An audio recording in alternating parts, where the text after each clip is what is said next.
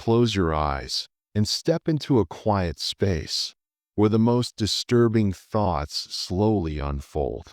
These aren't nightmares, but deep, philosophical ideas that question everything you've ever believed. Ideas that feel unsettling, yet strangely soothing in the silence of night. Tonight, we'll explore existential thoughts, dark paradoxes, and quiet truths that help your mind let go. As your body relaxes, your thoughts may drift, but the questions will linger. And that's okay. Let each moment guide you closer to rest, not by avoiding fear, but by gently embracing it. Because sometimes the thoughts that keep us up are the very ones that help us fall asleep. Have you ever laid awake at night wondering, why is it that some folks just cruise through life? Like everything just lines up for them, while others, they're born into storms they never asked for. Why is it that one house gets struck by lightning and another sits quiet in the sunshine? Maybe, just maybe, you were told something growing up, that if you worked hard, followed the rules, kept your head down, and did right by people, life would be fair. But what if I told you that was never really true? What if it was just a story meant to help us sleep at night? So tonight, we're going to take a quiet walk, not to stir you up, but to gently pull back the curtain on one of the most deeply held beliefs we grow up with.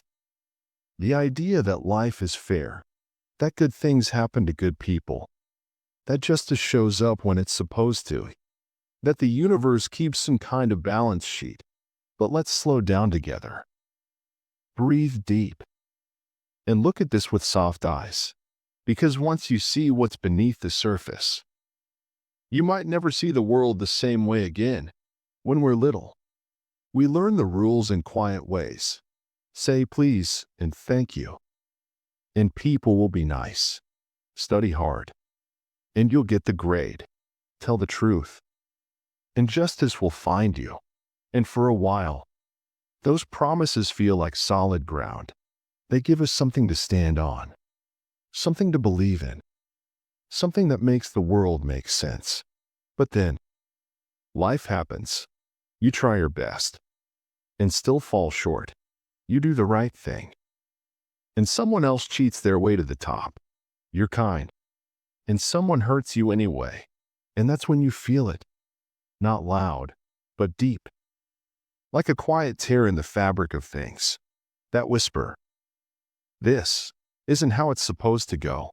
Let me take you back for a minute. Maybe it's your memory. Maybe it's mine. Maybe it's something we all carry. Picture a school playground. Sunlight cutting through the trees. Kids laughing. Shoes scuffing the blacktop. There's a race, the game. One boy, quiet, focused, has been practicing for days. He lines up, steady breath, determined heart.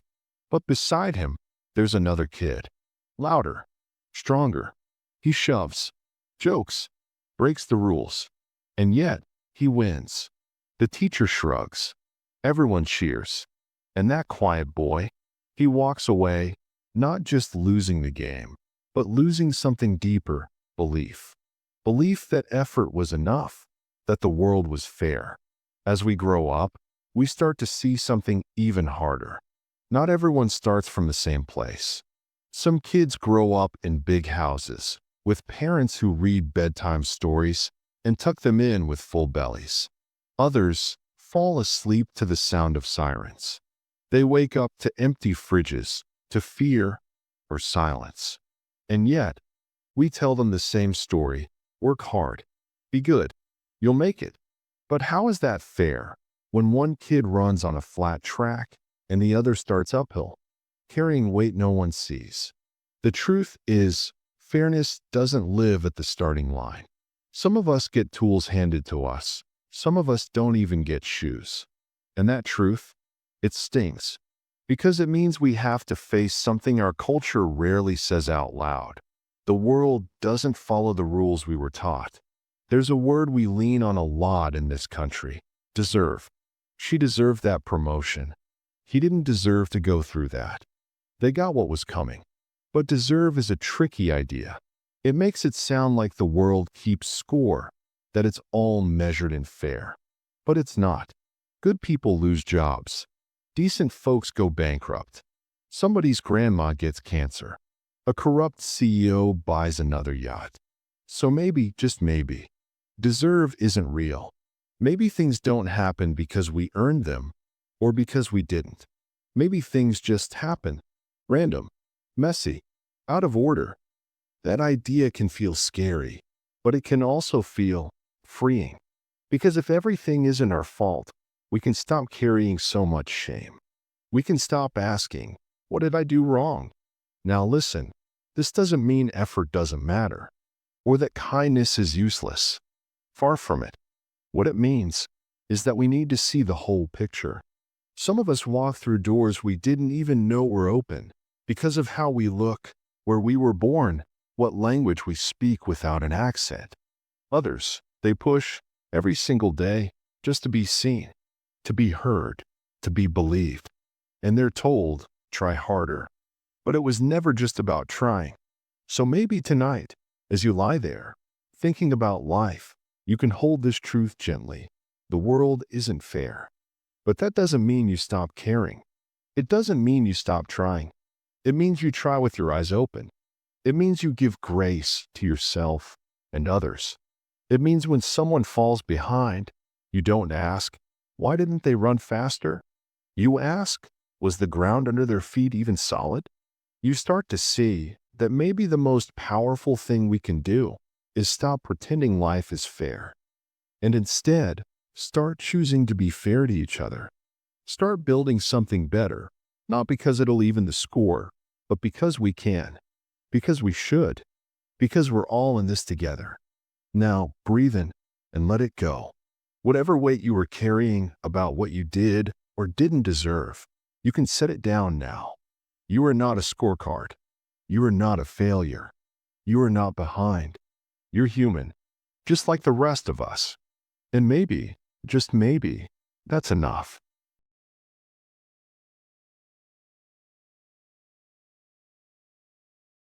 Close your eyes for a moment. Think about the last decision you made.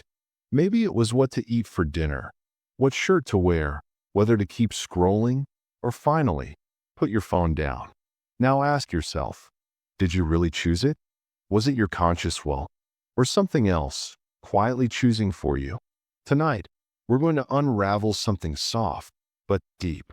The idea that we're always in control of our choices, when maybe, just maybe, so many of them were already chosen before we even realized we were choosing. This is the gentle, unsettling truth about free will. So let's settle in, take a slow, deep breath, and begin our journey inward, into the illusion of control and the quiet forces that shape us. From the time we're little, we're told we're in charge of our lives. You can be anything you want. Follow your heart. Make good choices. And we believe it, because of course we want to believe it. There's something comforting about being the one behind the wheel. The idea that we're the authors of our own story. But what if we're not? What if, beneath the surface, our choices aren't quite as free as we think? Let me tell you a little story. A man walks into a bakery. He doesn't know what he wants, just that he's craving something sweet. He glances over the options: chocolate chip cookies, apple pie, brownies. Then, his eyes land on lemon cookies. Without thinking too hard, he picks one, takes a bite, smiles. Later, someone asks him, "Why the lemon cookie?" He shrugs. "I don't know," he says. "It just felt right." But what he doesn't remember is that when he was a kid, his grandma used to bake lemon cookies every Sunday. That smell, that taste was home. So did he really choose it? Or did that memory, tucked away deep, choose for him? We're born into a world already in motion. Long before we make our first big decision, we've already been shaped by the language we speak, the stories we hear, the beliefs passed down to us. the label stuck on us. It's like background music playing in our heads our whole lives, so familiar, we barely notice it's there. We think we're choosing freely, but often we're just following a script that somebody else wrote. A script passed down by our culture, our family, our history. And those scripts don't just shape what we do, they shape what we want. Think about how you define success. Is it a big house in the suburbs? A nice car? Climbing the corporate ladder? But if you've been raised deep in the woods, or in a quiet monastery, or 1,000 years ago, would you still want those same things? Probably not. Because what we desire is shaped by what we've been shown. What we've been told matters. What we've been told to chase. What we've been told to fear. Your dreams, your goals, your identity are not formed in a vacuum. They're reflections, echoes of everything around you. And when you start to see that, really see it, it's humbling, but also kind of freeing. Now, let's talk about habits. Those tiny decisions we make every single day without even realizing. The time we wake up, how we respond when we're stressed, what we reach for when we're sad or lonely. So many of those choices are just grooves in our brain. Neural pathways carved by repetition, by comfort, by trauma. We don't choose them. They choose us. Again and again. Until one day, we pause and realize we've been living the same day on repeat. There was a young girl, quiet, thoughtful, brilliant with words. She dreamed of being a poet, but her family, hardworking, practical folks, told her that poetry wouldn't pay the bills. So she studied accounting. She was good at it, stable, respected. But sometimes, late at night, when the world was asleep, she'd sit by the window and write soft lines of verse that no one would ever read. She believed she chose her path, and maybe she did, but it was also chosen for her by love, by fear, by the weight of expectation. Imagine you were born an artist, but never handed a brush, never shown a canvas. Would you still become one? How many of your unlived dreams aren't failures of will, but failures of exposure? How many choices were never even on the table? And how many were already made for you by the paths you were never shown? Let those questions sit quietly with you, not to overwhelm you, but to awaken something soft, something curious, something kind. Here's the twist in the story. Just because our choices are shaped doesn't mean they're meaningless. In fact, the moment we become aware of those invisible forces, we gain a different kind of power. A quiet, gentle power. The power to pause, to question, to rewrite the script. Not all at once, not perfectly, but slowly, choice by choice.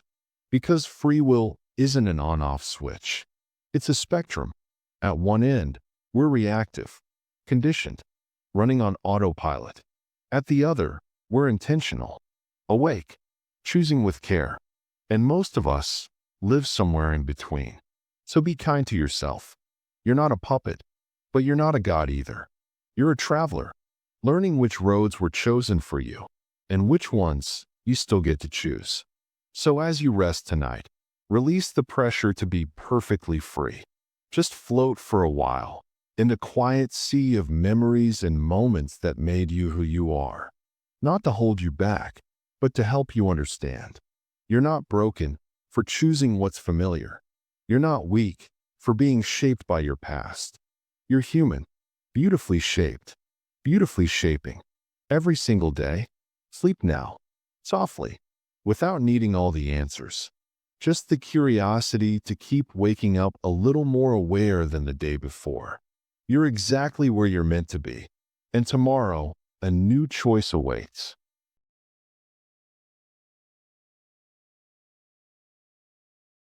Let's begin with a question. When was the last time you felt truly heard?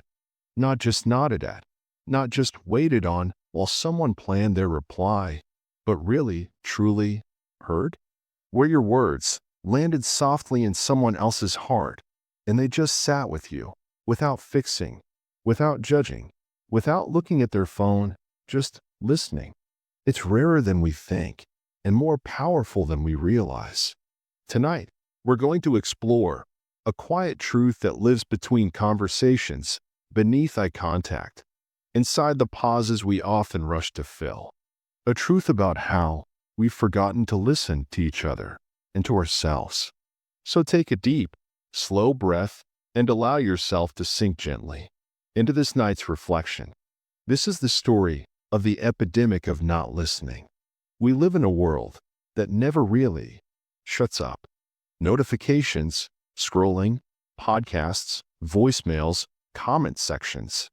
There's always something playing, always something talking. And in all that noise, something sacred is being lost. Not our ability to talk, but our ability to listen. Truly listen. With silence, with patience, with presence. Imagine this. A child sits on the edge of their bed, small hands clenched in worry. They're trying to tell their parent about something that happened at school. But the parent, tired, busy, maybe overwhelmed, nods, glances at their phone, and says something like, "Don't worry about it. Just ignore them." And the child falls quiet. Not because they feel better, but because they've just learned that their voice doesn't always matter. These small moments, they echo through our lives, teaching us that being heard is something rare. In so many conversations, people aren't really listening. They're waiting. Waiting for their turn to speak, waiting to correct, waiting to defend. We perform conversation like actors trading lines instead of companions sharing a moment. But listening isn't about waiting to reply. It's about giving someone else space to exist. It's about softening so their world can unfold without interruption. That kind of listening is almost sacred. There's a small cafe I used to visit. It was quiet, cozy, the kind of place with real mugs and soft lighting. One morning, I sat near a woman and her friend. The woman spoke, her voice a little cracked, telling a story of something painful, something that had clearly taken all her courage to share. And her friend, without even a second's pause, jumped in with advice. "You should do this. You need to get over it. You're stronger than this." The woman nodded, smiled politely, but her eyes, they dimmed. She didn't need a solution. She needed a witness. And that morning, she didn't get one. So many self-help books teach us how to speak, how to argue, how to be confident. But rarely are we taught how to truly listen. Because listening, deep, present, soul-level listening, isn't about skill. It's about surrender. Surrendering the need to fix, to advise, to compete. It's about becoming a mirror, not a megaphone. Just quietly reflecting someone's world back to them, without distortion. We all carry stories that we've never spoken aloud. Wounds too delicate to describe. Thoughts we fear would make us seem weak, or strange, or too much. And yet, when someone truly listens, those stories begin to uncoil. They begin to breathe. Because in the presence of a listener, even pain feels less alone. So when we don't listen, when we rush people along or talk over their silence, we're not just ignoring their words, we're denying their existence. And that hurts more than we know. So I invite you to try something gently tonight. Think of someone in your life. Anyone. Now imagine you've been given 1 hour to sit with them with no distractions, no phones, no plans, just your presence. What would they say? What would you hear if you didn't interrupt, didn't advise, didn't fix, just listened? Now take a breath and imagine what it would feel like if someone gave you that hour. Feels warm, doesn't it? There's another voice we often forget to listen to, our own. When we're tired, we push harder. When we're sad, we pretend to smile. When something feels wrong, we talk ourselves out of it. We silence ourselves to stay polite, to stay productive, to stay acceptable. But that silence has a cost. Our inner voice, the quiet whisper of truth, needs space too. And the first step to hearing others is learning to hear ourselves. Everything in the world today urges us to go faster. Faster replies, faster decisions, faster content. But listening asks us to slow down, to wait, to be still long enough for someone's truth to catch up to their words. It's uncomfortable at first because silence feels awkward. But in that silence, magic happens. People reveal themselves, hearts open, healing begins. All in the quiet, all in the space between what we say. So tonight, as your body sinks deeper into rest, let go of the need to speak. Let go of the noise, the scrolling, the explaining, the arguing, and simply listen to the hum of your breath, to the tiny spaces between your thoughts, to the quiet parts of your soul you've ignored for too long. Because listening isn't just something we do for others. It's something we do for ourselves. And in this stillness, you are heard. By the stars, by the night, by the part of you that's been waiting patiently to be noticed. So rest now, knowing that your story matters. Your voice matters. Even in silence, especially in silence.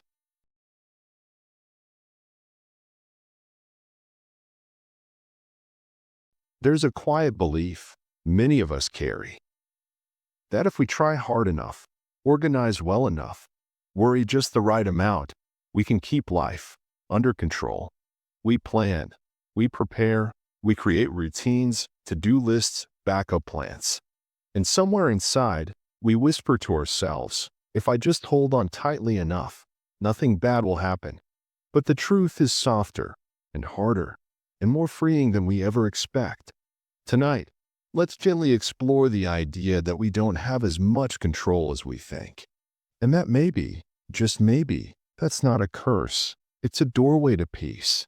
So take a long, deep breath. Let it go, slowly. And together, let's step into the comforting truth of the illusion of control. From the moment we wake up, we begin managing life. Alarms, schedules, coffee, just the way we like it. We fill calendars with events, make goals, count steps, track progress. It's comforting, isn't it? To feel like we're steering the ship, like we know where we're headed, and that if we just keep doing all the right things, we'll be safe.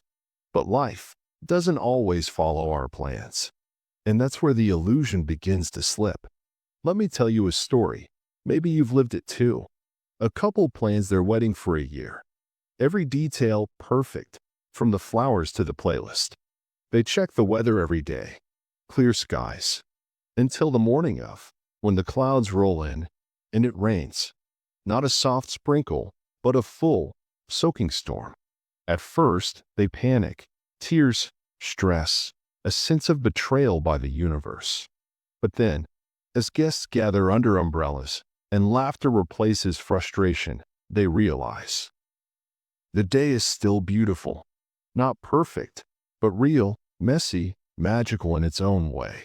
And no amount of planning could have controlled the sky. We try to control so many things. Our future, our relationships, our health, how others see us. We micromanage our emotions. We rehearse conversations in our heads. We try to predict what could go wrong before it even happens. But control is like trying to hold water in your hands. The tighter you grip, the more it slips through your fingers. And still, we grip, because not controlling feels like danger. But maybe the danger isn't in letting go. Maybe it's in never learning how. Have you ever had a day where everything went wrong? The bus was late. You forgot something important. Someone said something hurtful. And by the end of the day, you just sat down and said, I give up. But then something surprising happened. You felt relief. Because in that moment of surrender, you stopped fighting the current. You floated. That moment isn't weakness, it's wisdom. The wisdom of knowing that we were never in control to begin with. Let's imagine a tree in a storm. The wind howls, rain slams against its leaves, lightning cracks in the distance. The tree cannot stop the storm. It cannot push the clouds away. It doesn't try. Instead, it bends, it flexes with the wind. Its roots hold firm while its branches dance. It surrenders not in defeat, but in trust, because it knows storms pass. And that is the quiet strength in surrender. There was a man once who missed a flight. He had done everything right, packed early, left with time to spare, checked his gate 3 times. But an accident on the road, a security delay, and a bathroom line meant he missed it by just a few minutes. At first, he was furious. But as he sat in the terminal, rebooking, he met a stranger. They talked, shared coffee, laughed. It turned out that missed flight led him to a conversation that changed his career and eventually his life. And he realized the universe sometimes interrupts with better plans than we could ever make. Now let's be clear, surrender isn't apathy. It's not giving up on effort or action. It's understanding the difference between what we can influence and what we cannot. We can plant seeds, we can water them, but we cannot control the rain or the sun or the seasons. We still show up, still try, still love, but we release the outcome. That's not passivity, that's grace. Now, as you lie here, let me offer you this thought. Imagine your life as a river, and you are floating on it. You can paddle, you can steer a little, but you cannot stop the current, and you cannot always see what's around the bend. What if, instead of fearing that bend, you trusted it? Trusted that wherever it leads, you will learn, you will grow, you will adapt. Let that image softly rock you as you begin to surrender to rest. We often think peace comes from knowing everything, knowing what's next, knowing why things happen, knowing how to prevent pain. But real peace comes from the opposite. It comes from saying, I don't know, and being okay with that. It comes from releasing the tight fist and opening your hand, and finding that life still holds you, that you're not falling, you're floating. So tonight, if your mind tries to plan, to fix, to manage, just smile at it. Thank it for trying to keep you safe. And then let go. Trust that the world will spin even as you sleep, that your heart will beat even when you don't think about it, that life will find its way without your constant control. And in that surrender, you'll find something beautiful, not perfection, but peace. So breathe in and let it go. You don't have to hold the world tonight. It will keep turning. And you, gentle soul, you can rest. You've done enough. Have you noticed how quiet has become uncomfortable? How stillness now feels like a strange, foreign land. We fill every moment with movement, with noise, with something to do. And yet, somewhere beneath all that motion, there's a deeper part of you whispering softly. Can we just stop? Tonight, we're going to slow everything down. Not just your breath, not just your thoughts, but the endless motion you didn't even realize was keeping you from yourself. Let's drift together into the gentle truth behind the addiction to busyness. Because sometimes what we call productivity is just a way to avoid the silence. We live in a culture that glorifies busyness. Grind, hustle, stay productive, keep pushing. We measure our worth by how much we do, how full our calendars are, how exhausted we feel at the end of the day. But deep down, something doesn't feel right. We're tired, not just physically, but soul deep tired. And yet, we keep moving. Why? Because slowing down feels like failure. And that's the first trap. How often do we say it? Sorry, I've just been so busy. I would, but I'm swamped right now. I'll slow down once things calm down. It's the perfect excuse because it's socially accepted, even admired. But sometimes, I'm busy isn't just about work. It's a shield, a soft, polite way to avoid the hard conversation, the ache we haven't addressed, the part of us that's hurting. Busyness drowns out the whispers, and that's exactly what makes it addictive. There once was a woman who worked hard every day, not because she had to, but because stopping scared her. She filled her time with tasks, meetings, plans. She was admired, respected, busy, but each night, when the house was quiet and the inbox was empty, and there was nothing left to distract her, she felt it. A tightness in her chest, a question she never dared ask. Who am I when I'm not doing something? And that question was louder than any alarm clock. Stillness is uncomfortable, because in stillness, truth appears. In stillness, we begin to hear the questions we've muted for years. Am I happy? What do I really want? Why do I feel so alone? Busyness is like a wall we build to protect ourselves from those questions. But the longer we avoid them, the louder they become. Stillness isn't empty, it's full of everything we're not facing. But facing it is the beginning of healing. So let's try something now. Close your eyes. Take a slow, deep breath. And imagine a day with nothing on your calendar. No obligations, no notifications, no pressure to perform. Just space. Just time. Just you. How does that feel? Do you feel peaceful or panicked? Does your mind rush to fill the silence? Or can you sit and simply be?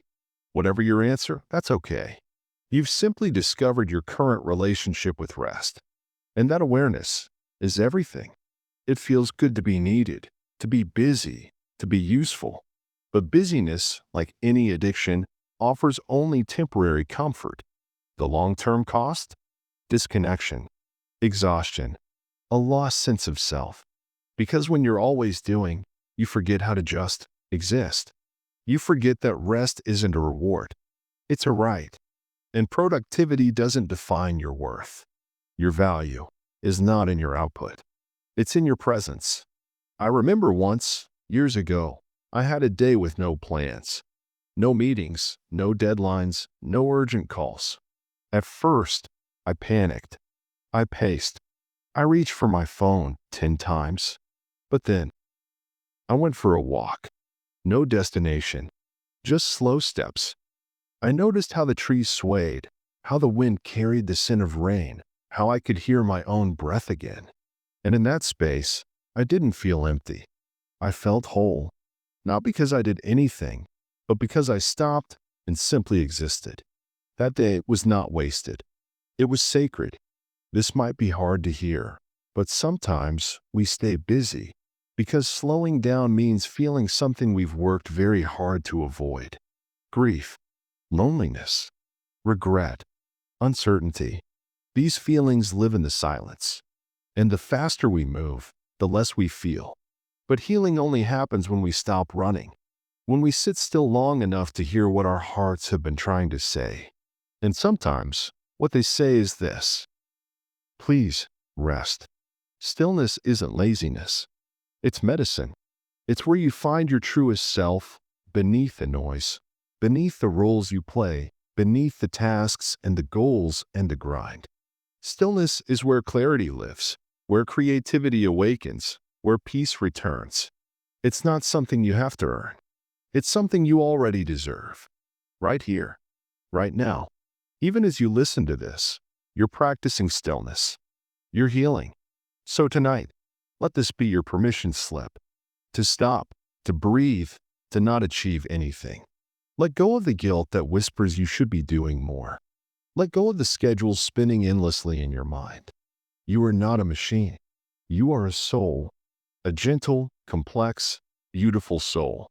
And you don't need to prove your worth by staying busy. You've done enough for today. You are enough, exactly as you are. Now rest. Fully. Without apology. Let the silence hold you. Let the stillness speak. And let the night carry you home.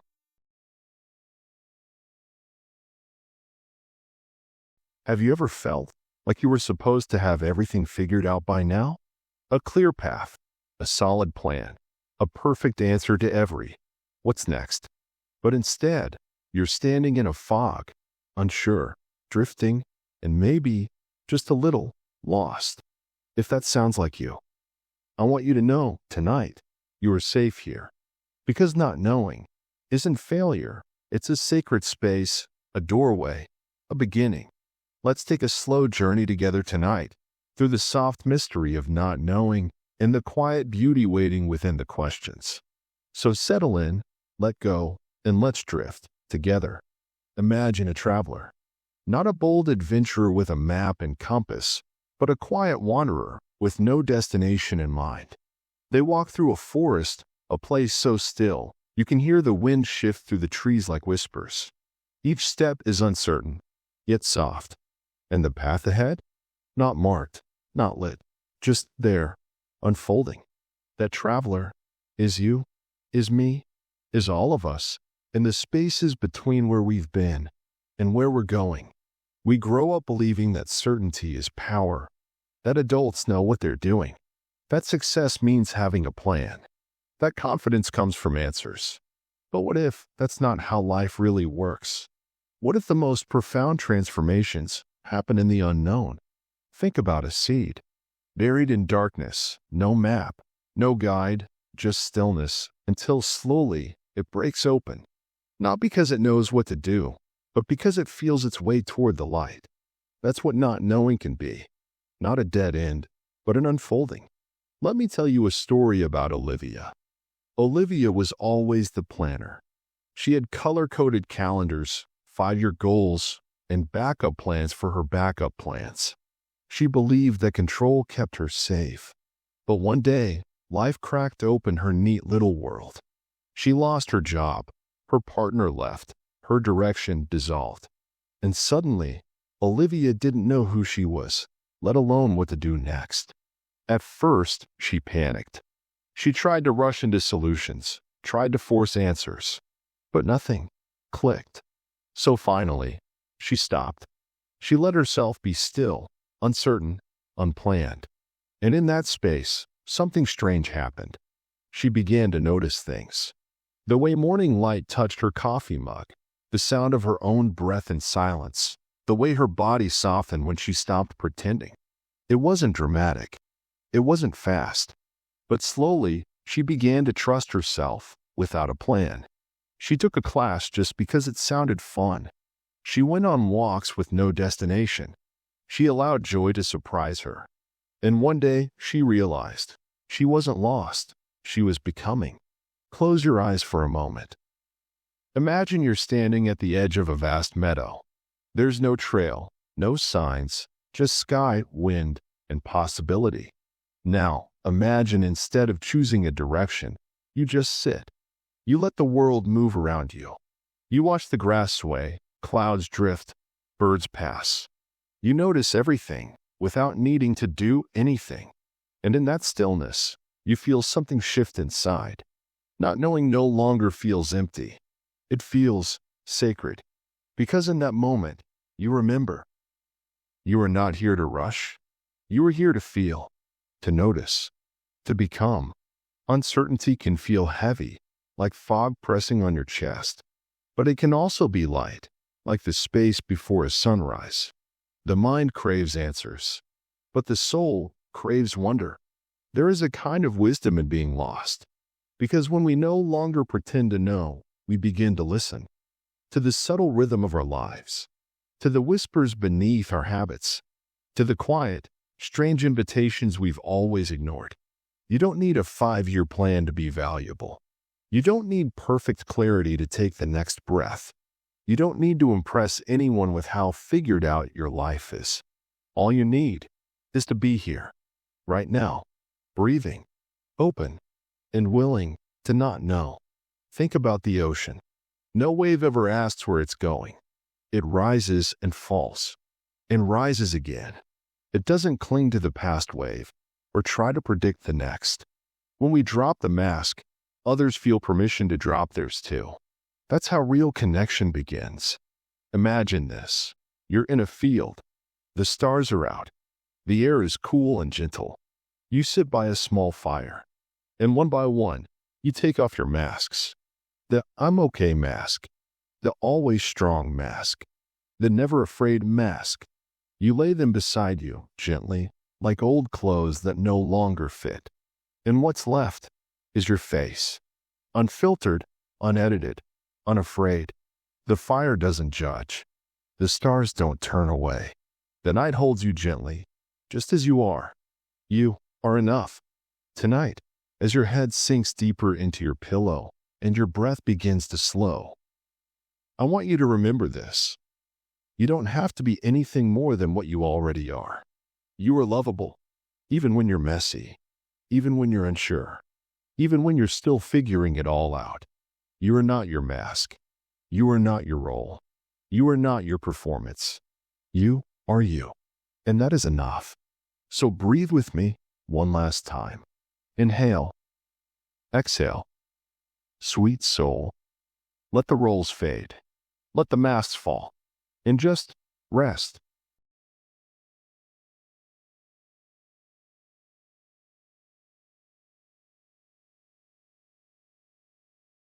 Have you ever felt like you were supposed to have everything figured out by now? A clear path, a solid plan, a perfect answer to every "what's next?" But instead, you're standing in a fog, unsure, drifting, and maybe just a little lost. If that sounds like you, I want you to know, tonight, you are safe here. Because not knowing isn't failure. It's a sacred space, a doorway, a beginning. Let's take a slow journey together tonight, through the soft mystery of not knowing, and the quiet beauty waiting within the questions. So settle in, let go, and let's drift together. Imagine a traveler, not a bold adventurer with a map and compass, but a quiet wanderer with no destination in mind. They walk through a forest, a place so still, you can hear the wind shift through the trees like whispers. Each step is uncertain, yet soft, and the path ahead, not marked, not lit, just there unfolding. That traveler is you, is me, is all of us, in the spaces between where we've been and where we're going. We grow up believing that certainty is power, that adults know what they're doing, that success means having a plan, that confidence comes from answers. But what if that's not how life really works? What if the most profound transformations happen in the unknown? Think about a seed, buried in darkness, no map, no guide, just stillness until, slowly, it breaks open. Not because it knows what to do, but because it feels its way toward the light. That's what not knowing can be. Not a dead end, but an unfolding. Let me tell you a story about Olivia. Olivia was always the planner. She had color-coded calendars, 5-year goals, and backup plans for her backup plans. She believed that control kept her safe. But one day, life cracked open her neat little world. She lost her job, her partner left, her direction dissolved. And suddenly, Olivia didn't know who she was, let alone what to do next. At first, she panicked. She tried to rush into solutions, tried to force answers, but nothing clicked. So finally she stopped. She let herself be still, uncertain, unplanned. And in that space, something strange happened. She began to notice things. The way morning light touched her coffee mug, the sound of her own breath in silence, the way her body softened when she stopped pretending. It wasn't dramatic, it wasn't fast, but slowly, she began to trust herself, without a plan. She took a class just because it sounded fun. She went on walks with no destination. She allowed joy to surprise her. And one day she realized she wasn't lost. She was becoming. Close your eyes for a moment. Imagine you're standing at the edge of a vast meadow. There's no trail, no signs. Just sky, wind, and possibility. Now, imagine instead of choosing a direction, you just sit. You let the world move around you. You watch the grass sway, clouds drift, birds pass. You notice everything, without needing to do anything. And in that stillness, you feel something shift inside. Not knowing no longer feels empty. It feels sacred. Because in that moment, you remember, You are not here to rush. You are here to feel, to notice, to become. Uncertainty can feel heavy, like fog pressing on your chest. But it can also be light, like the space before sunrise. The mind craves answers, but the soul craves wonder.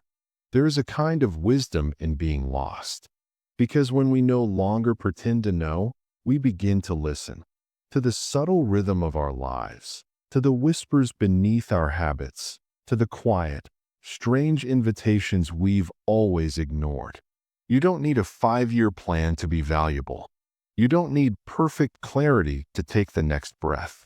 You don't need to impress anyone with how figured out your life is.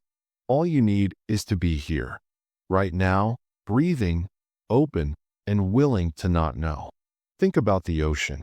No wave ever asks where it's going. It rises and falls, and rises again. It doesn't cling to the past wave or try to predict the next. It exists, powerful, gentle, and in flow. You, too, are like that wave, not separate from the world, part of it, meant to move, feel, rest, and rise again. And just like the ocean, you don't need to understand every part of yourself to be whole. Tonight, I want to offer you something soft, a quiet truth, like a blanket around your soul. It's okay to not know. It's okay to feel unsure, in between, undone. You are not behind. You are not broken. You are in a season of becoming. Even if nothing makes sense right now, you are still worthy of love, of rest, of peace. Let go of the pressure. Let go of the noise. Let go of the story that says, you should be somewhere else by now. You are here, and that is enough. Picture yourself now on a small boat floating under stars. The water is calm. The air is cool and kind. You don't know where this boat is headed, but for the first time you're okay with that. You lay back, let the boat carry you, and feel a soft smile forming in your heart. Because not knowing isn't the end, it's the beginning. So let go now. Let your body relax. Let your breath slow. The world can wait. Tonight, just be.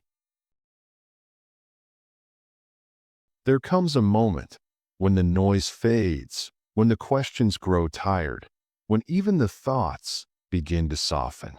And in that rare moment, we begin to wonder, what if we've been trying too hard to figure everything out?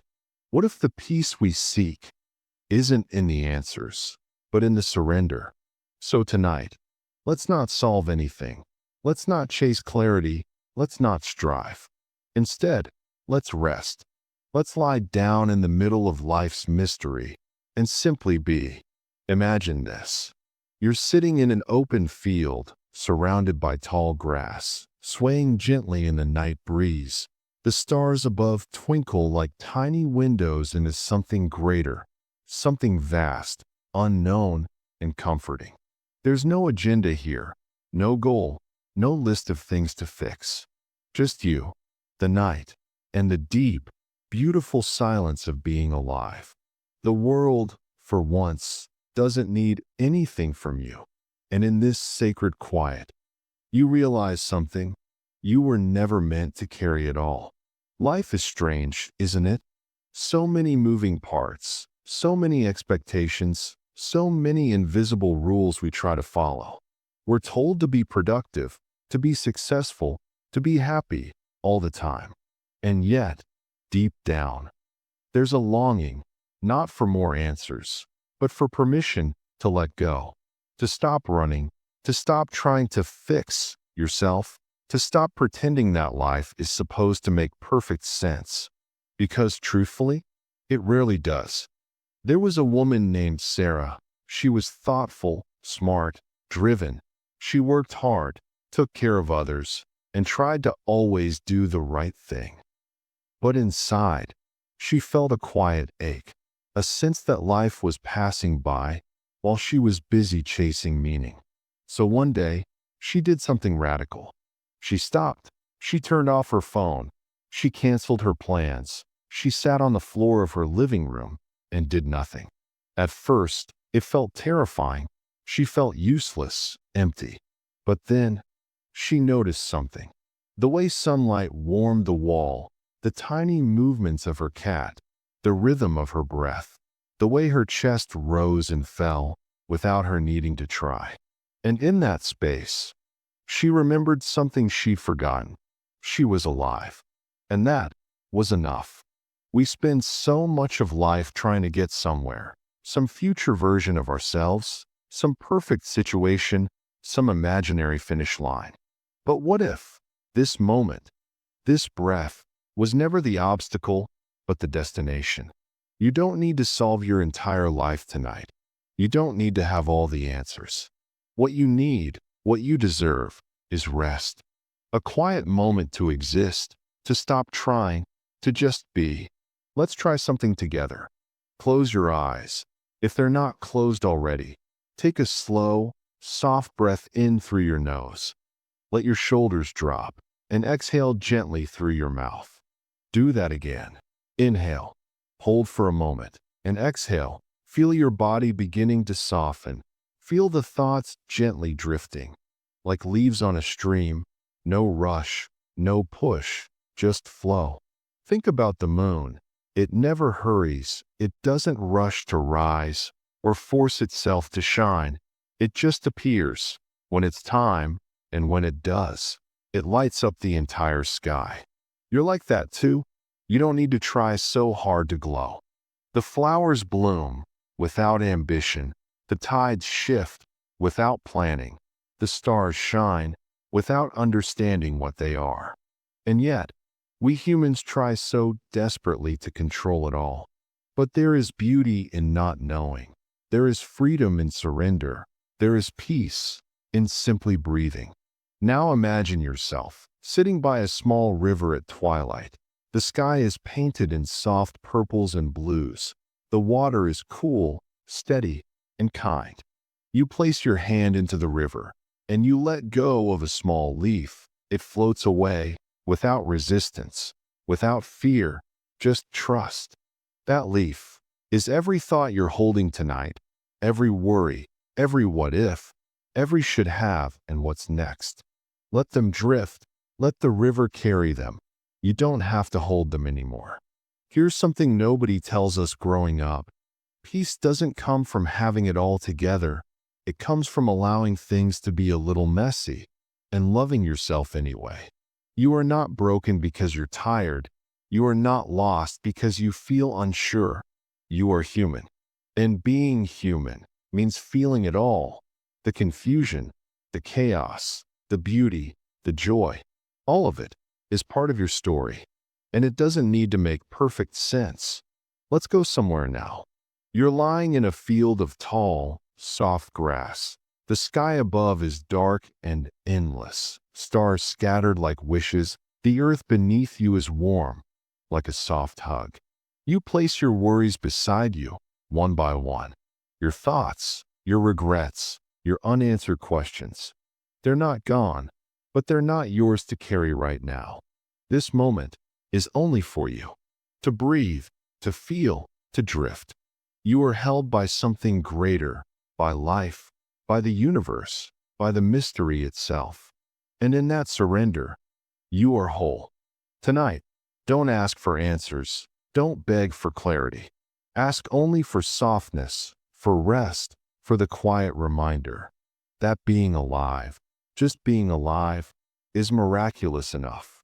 You've done enough today. You are enough. You don't need to do to be worthy of peace. So let go. Sink deeper into the bed. Let the air cradle your lungs. Let your thoughts dissolve like sugar in warm tea. And if tomorrow still feels uncertain, remember this. You are allowed to not know. You are allowed to pause. You are allowed to just be. Gentle soul, you are safe now. You are loved. You are home.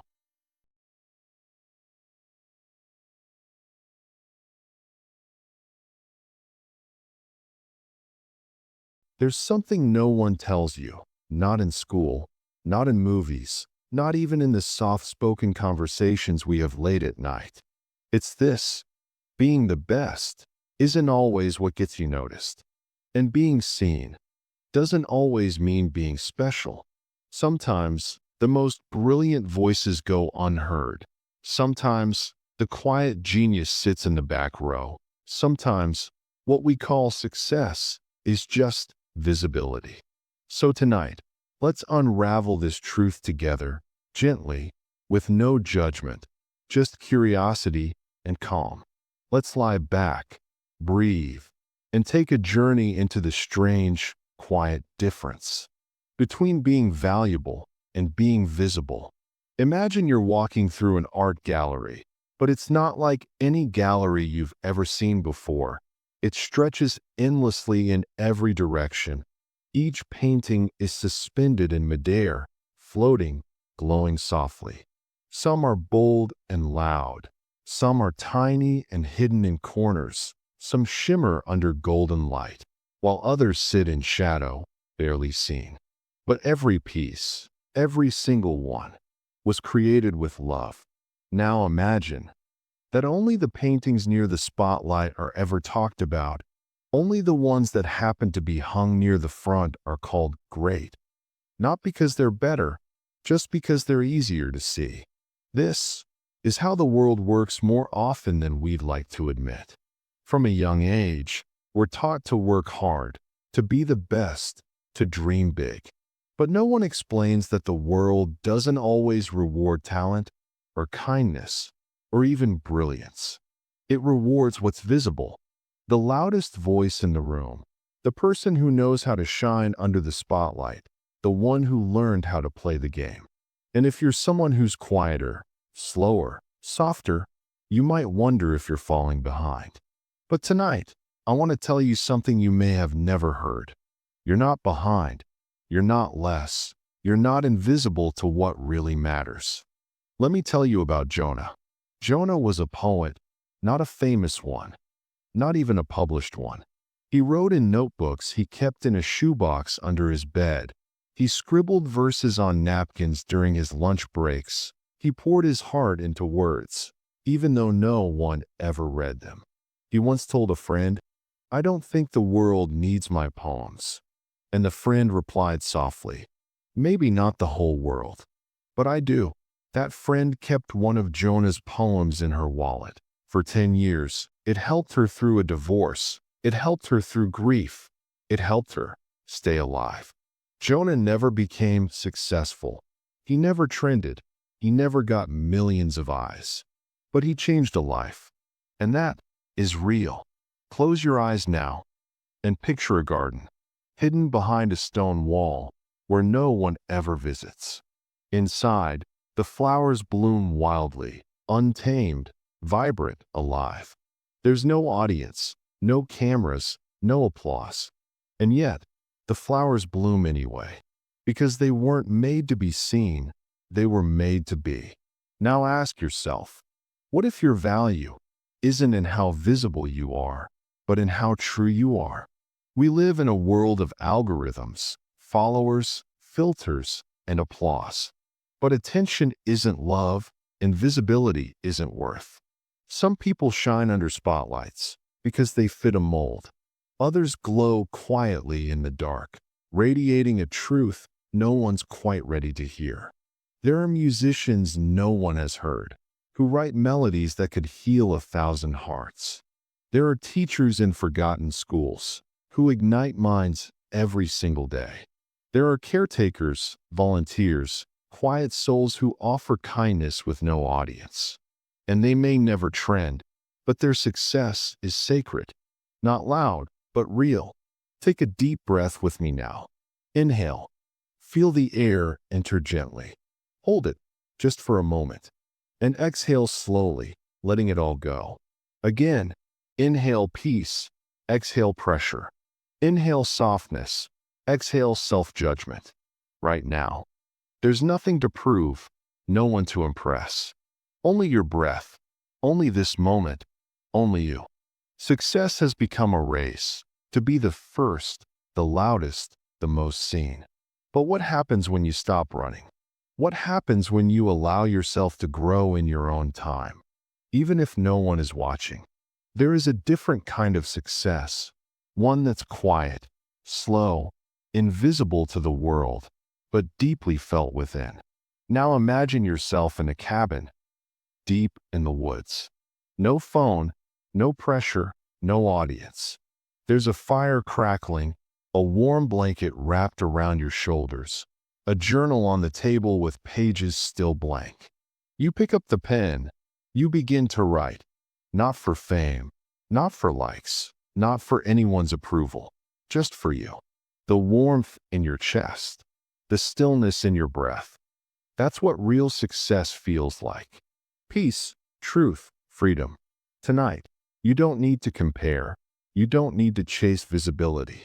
You don't need to be seen to be worthy. You're not here to impress. You're here to express, to live, to feel, to love. Whether 10 people notice you or 10 million, you are still whole, still enough, still a light, even when no one's looking. So as your eyes grow heavier, as your body begins to soften, let this be your mantra. My worth is not measured by attention. My truth shines, even in the dark. Success isn't what they told you. It's not followers or trophies or trends. It's showing up as yourself, living honestly, loving deeply. It's staying kind when the world tells you to compete. It's resting when the world tells you to grind. It's writing a poem no one reads and knowing it still mattered. You still matter, just as you are, seen or unseen. Have you ever done something kind and waited, maybe just a little, for something kind to come back? A thank you, a smile, a return of warmth. But instead, you were met with silence, coldness, or even cruelty. And maybe, in that moment, you asked yourself the question that lives inside all of us, quietly. Does kindness even matter? Tonight, we're going to walk gently into that question, not to answer it with logic, but to feel it, to understand it in a deeper, quieter way. So close your eyes, let the weight of the day fall from your shoulders, and let's begin. Imagine you're sitting at a bus stop, late at night. It's quiet, no cars, just the distant hum of a city falling asleep. Next to you, a stranger drops their bag. Groceries spill everywhere. You help, not because anyone's watching, not for applause, just because it's the right thing. But the stranger doesn't smile, doesn't say thank you, just picks up their things and walks away. And for a moment, you feel foolish. But then, you look up at the night sky, and something about it feels soft, like the universe saw, even if the world didn't. The truth is, the world doesn't always reward kindness. In workplaces, strategy often wins over sincerity. In competition, coldness can look like confidence. And in a world full of noise, the quiet acts of love can go unnoticed. You hold the door open, and someone walks through without even looking. You give your time, and it's taken for granted. You forgive, and they hurt you again. So why keep doing it? Why be kind at all? Let me tell you about a man named Thomas. Thomas worked at a nursing home. He wasn't paid much. Most people barely noticed him. But every evening, he would sit with the residents, read them poetry, hold their hands, sing softly to those who couldn't speak anymore. He did it quietly, privately, without expecting praise. One day, a nurse asked, "Why do you keep doing all this? No one even notices." And Thomas just smiled and said, "They may not remember me, but in those moments, they feel loved." Years later, one of the residents passed away. Her daughter came to the nursing home, holding a letter her mother had written. In it, she said, "Every night, an angel reads to me. He has no wings, but he brings me peace." The world may not always reward kindness, but kindness leaves traces in the soul. Close your eyes now and imagine you're planting seeds in a garden. You can't see what's beneath the soil. You don't know which seeds will grow. You just plant day after day, watering, caring, hoping. Now imagine someone walks by and says, "Why are you wasting your time? Nothing's growing." But deep underground, roots are forming quietly, steadily. Kindness is like that. It often works in silence, invisible, uncelebrated, but always alive. We live in a world obsessed with results. What do I get? What's the reward? But kindness isn't a transaction. It's not a currency to be exchanged. It's a presence, a choice, a quiet rebellion against a world that says, "Look out for yourself." Kindness says, "I'll love anyway." Even when it's not returned, even when it's unnoticed, even when it hurts. Not because it feels good all the time, but because it's who you are. Let's breathe together now. Inhale slowly, and as you do, gather every hurt from your heart, every time your kindness wasn't returned. Now exhale and release it into the night. Let it go. Again, inhale softness, exhale resentment. Inhale peace, exhale expectation. You are allowed to be tired. You are allowed to rest. But your kindness is never wasted. Look up now and imagine the stars above you. They shine light from millions of miles away, light that takes years to arrive, light that many people will never even see. And yet, the stars still shine. They don't demand attention. They don't ask for praise. They just are. Your kindness is like that. It may travel long distances, touch hearts you'll never know, and light paths you'll never walk. But it matters, because light always matters. Now, picture yourself walking along a forest path. It's dusk, the air is cool, and every step you take leaves soft footprints of light behind you. You may not see where the path leads. You may not know who follows. But the trail glows because you were there. Your words, your gestures, your small, quiet moments of love, they live on. Not in applause, but in legacy, in the invisible web of good you quietly weave into the world. Tonight, don't wait for the world to say thank you. Don't measure your heart by what comes back. Instead, know this. Your kindness is not weakness. Your softness is not foolish. And your love, even when unreturned, is still love. You are not silly for caring. You are not naive for being gentle. You are rare.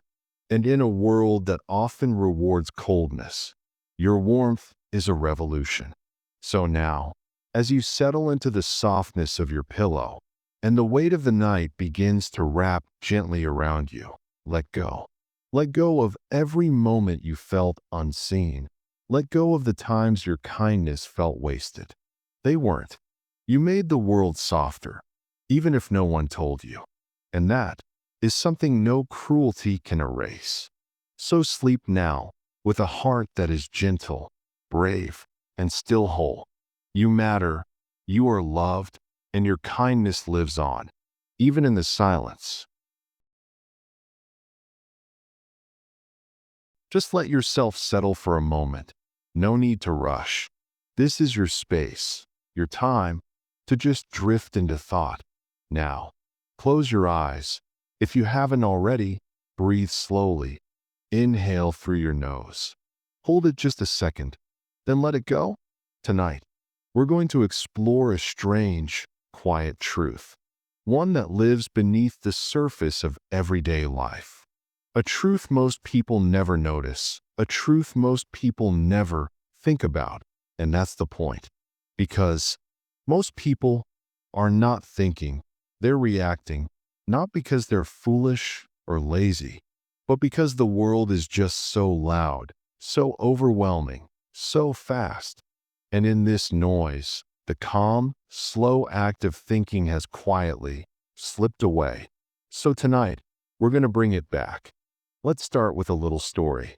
Imagine you're at a train station. There's a whistle blowing. The platform is crowded. Everyone's rushing. You don't know where the train is going, but it's the only one there.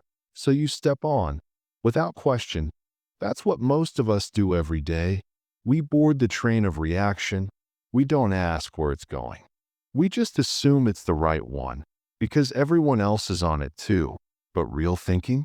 That's like stepping off the platform, wandering past the crowd, and finding a quiet bench in the distance. It's not exciting, it's not flashy, but it's honest, and it's real. Let's take a moment to feel the difference. Reaction is fast, instant, emotional, like a spark to gasoline. Someone cuts you off in traffic.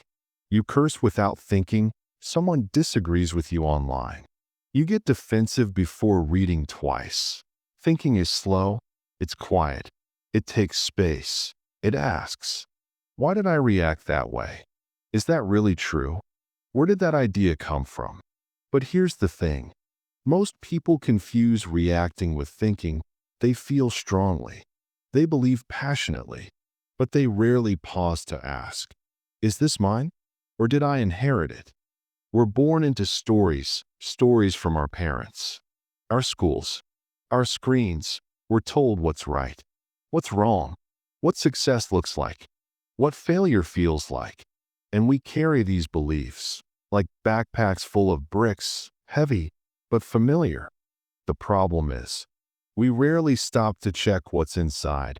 Let's pause for a moment right here. Think about a belief you've held for years. Anything, money, relationships, religion, politics, yourself. Now ask, where did I first learn this? Was I even thinking or just absorbing? This isn't about blame. It's about awareness, about choosing to think instead of just reacting. In today's world, everything is built to keep you reacting. Social media, clickbait headlines, outrage marketing. The faster you react, the more time you spend, the more money they make. That's not a conspiracy. That's just business. But the cost isn't money. It's deeper than that. It's your attention, your presence, your ability to think clearly. It's being lost in a sea of constant noise, never realizing you've forgotten how to swim. Real thinking is sacred. It's not glamorous. It doesn't trend, but it builds depth, insight, wisdom. It happens in long walks without your phone, in staring at the ceiling at 2 a.m., in journaling your fears, your thoughts, your dreams. It's slow, uncomfortable, but beautiful, because when you really think, you meet yourself again, not the version the world made, not the one your past shaped, but the quiet, real you. Underneath it all, thinking is lonely. Let's be honest. When you stop reacting, you stop fitting in with the noise. Suddenly, gossip feels empty. Small talk feels tiring. You crave silence, truth, depth. But there's freedom in that loneliness, a kind of liberation. Because now, your choices are yours, your beliefs are yours, your path is yours, not handed to you, but discovered. Thinking isn't a switch, it's a practice. Start small. Next time you're about to reply quickly, pause. Ask yourself, what am I really feeling?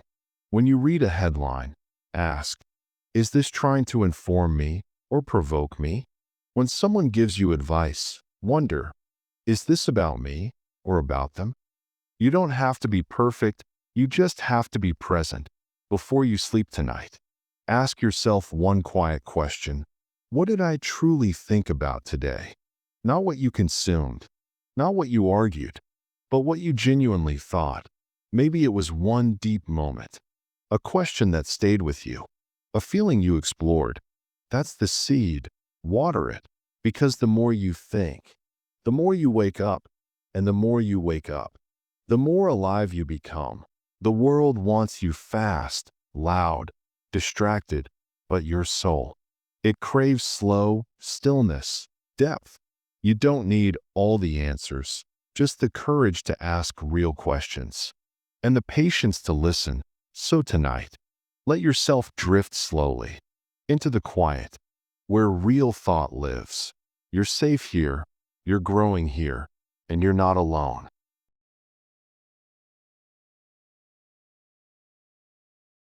Tonight, let's step into a quiet space again. Somewhere still, somewhere deep, somewhere soft enough for your heart to unfold. Because in this world of flashing lights, buzzing headlines, and voices always shouting over each other, it's rare to find stillness, even rarer to find truth. But not because truth is hidden, not because it's far away, but because truth is often boring. And lies?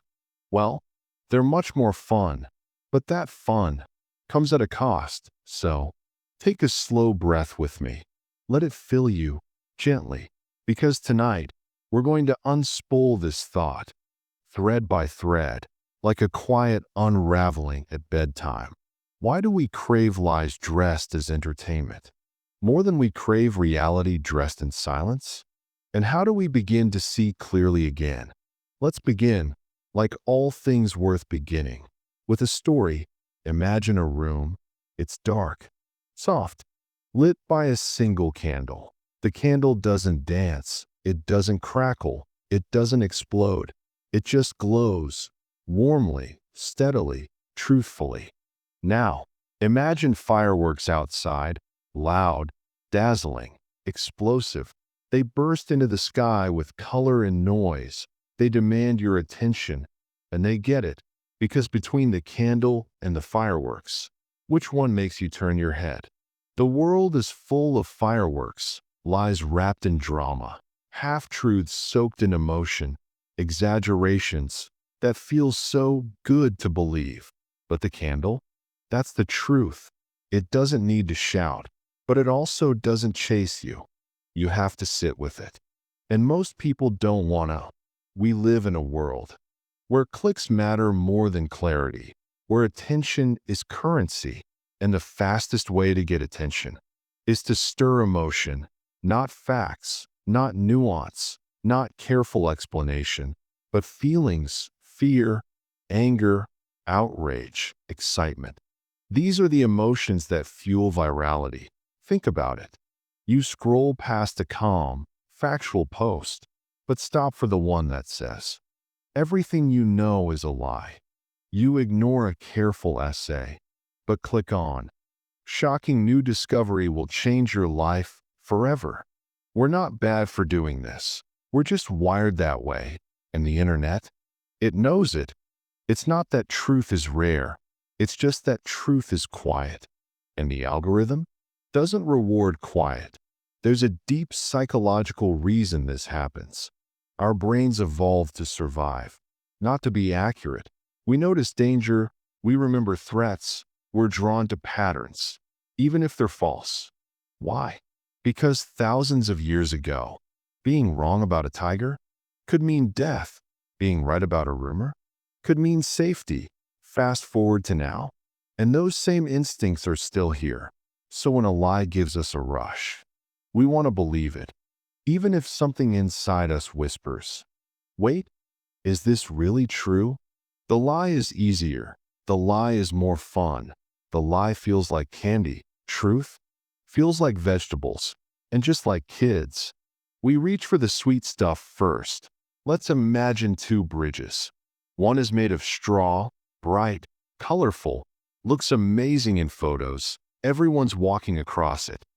The other is made of stone, plain, unremarkable, but strong.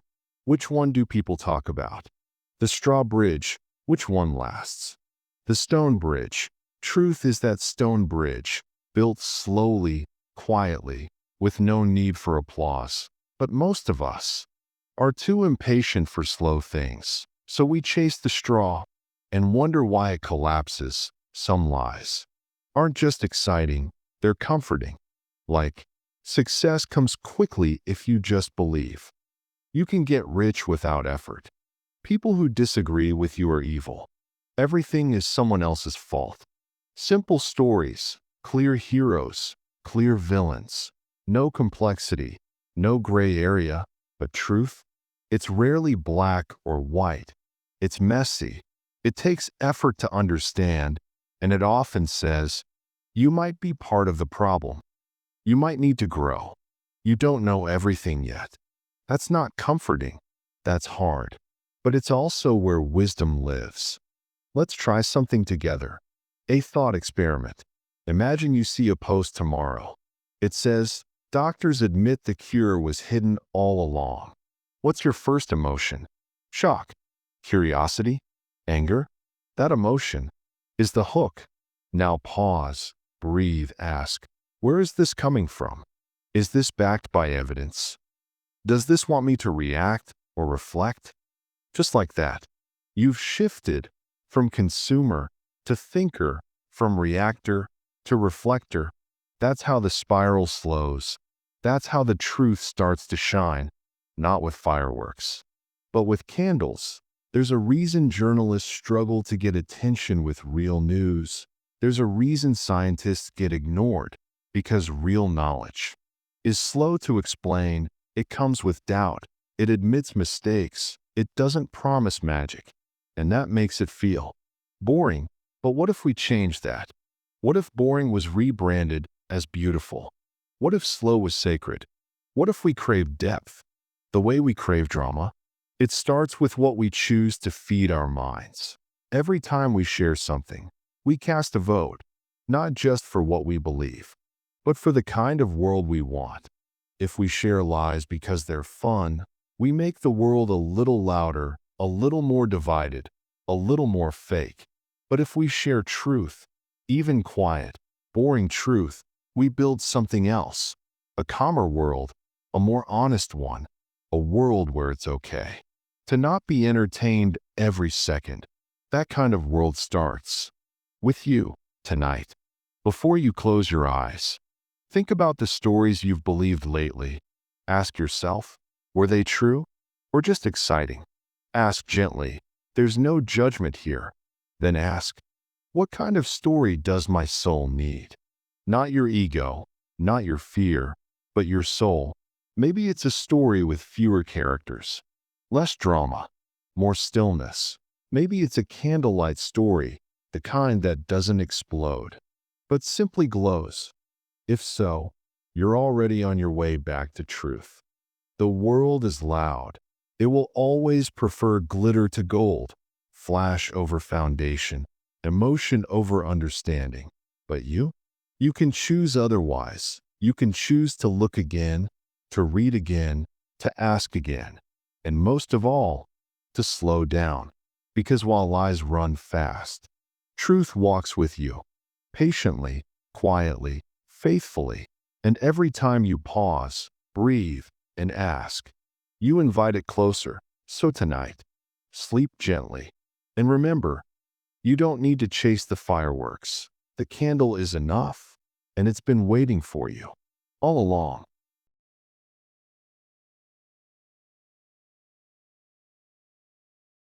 Close your eyes, if they're not already closed.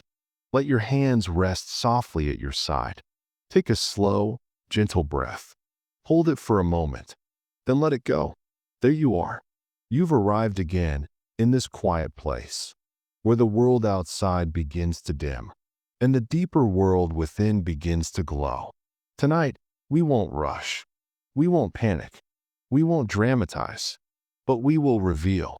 Because somewhere between your phone, your laptop, your late-night scrolls, someone, somewhere, is quietly watching. Not to hurt you, not to haunt you, but to shape you, to steer you, to know you, sometimes better than you know yourself. The truth is, you're being watched more than you know. And tonight, we'll explore how and why in the calmest way possible. Together, softly, step by step. Imagine a mirror. But this one doesn't reflect your face. It reflects your behavior. Your clicks, your taps, your swipes. It knows when you stop scrolling, when you pause at a picture, what you search when you can't sleep. But this mirror isn't in your bedroom. It's inside your phone, your browser, your smart TV, your apps. And it's always on. Not flashing red lights. No blinking rec symbol. Just always listening, always learning. You see a website. You see headlines. You see links. But beneath it, there's a web of data. Tiny, silent scripts collecting everything. What you read, how long you linger, what you ignore, where you hover your mouse, they build a version of you, a digital twin. Not your name, not your face, but your pattern. They don't need to know who you are to know exactly how you act. And the more they know, the more they can shape. Let's do a gentle experiment. Think about a recent opinion you held, maybe something you posted, or a product you bought, or a belief that felt very you. Now ask yourself, where did that come from? Maybe it started as an ad, a trending hashtag, a friend's story, a suggestion in your feed. The algorithm is smart, but it's not just smart. It's persuasive and patient. It doesn't push, it whispers and waits. Until you think the idea was yours all along. Imagine waking up one morning and the first thing you see is your feed. A video, a headline, a post. It triggers a feeling. You click, you watch, you engage. The system takes note and shows you more of the same.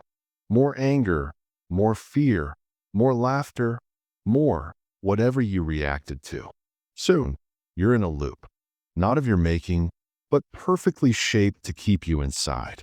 Comfortable, predictable, control, wrapped in convenience. And slowly, you forget what the world really looks like outside the loop. We often imagine surveillance as dark rooms and blinking monitors, security guards watching screens, secret agents in suits. But today, surveillance doesn't need cameras. It needs behavioral prediction. And that means what you like, what you fear, what keeps you up at night. What makes you spend these little fragments are bought, sold, traded. Not to spy on you in the shadows, but to guide you in plain sight. To suggest what to buy, to influence who to vote for, to nudge what you believe. You're not being watched in the old sense. You're being studied. Let's say you stand in shallow water. A wave comes. It doesn't knock you down. It just pulls at your feet. You don't panic. You barely notice.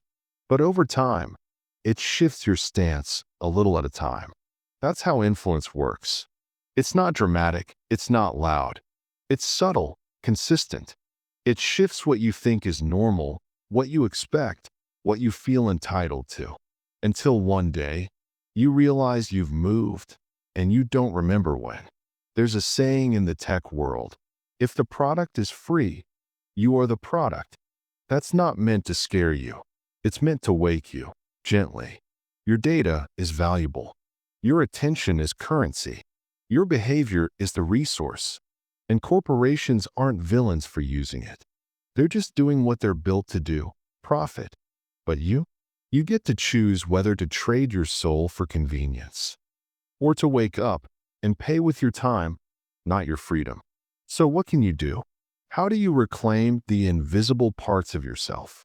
The first step is noticing.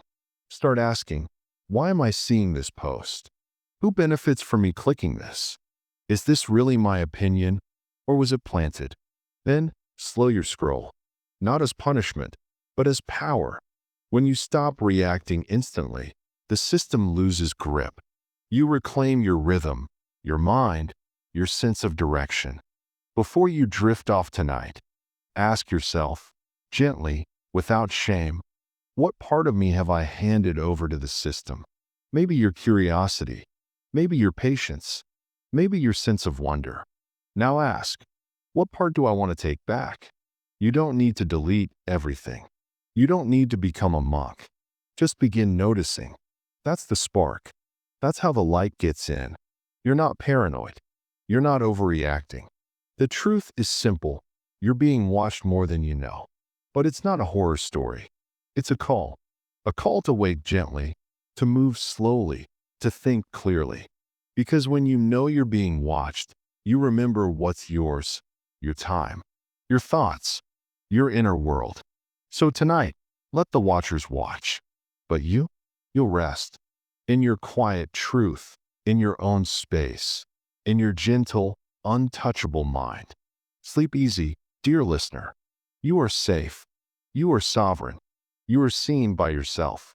And that's all that matters now.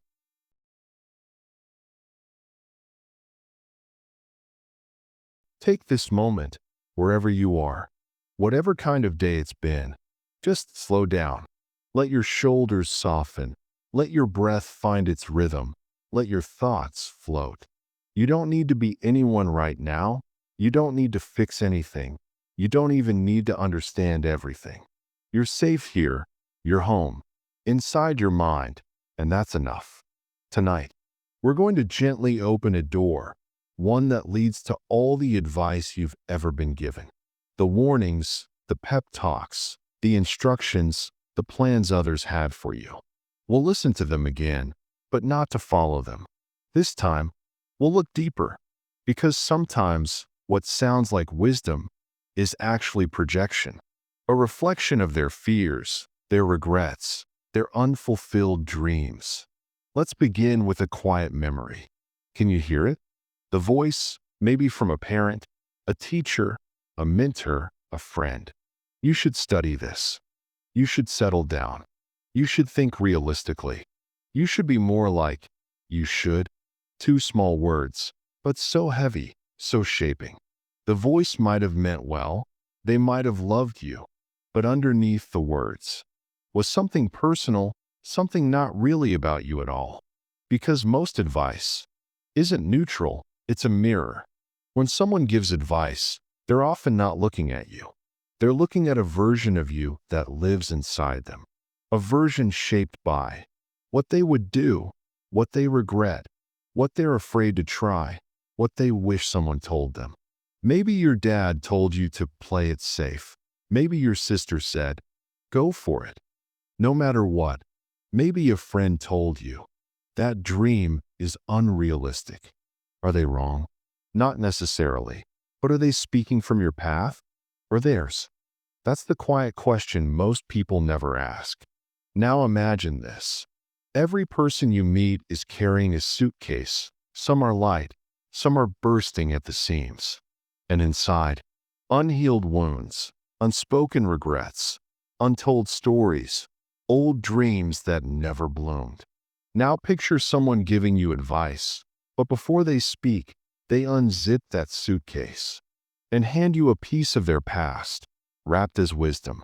That's what projection is. It's emotional luggage, handed off without warning.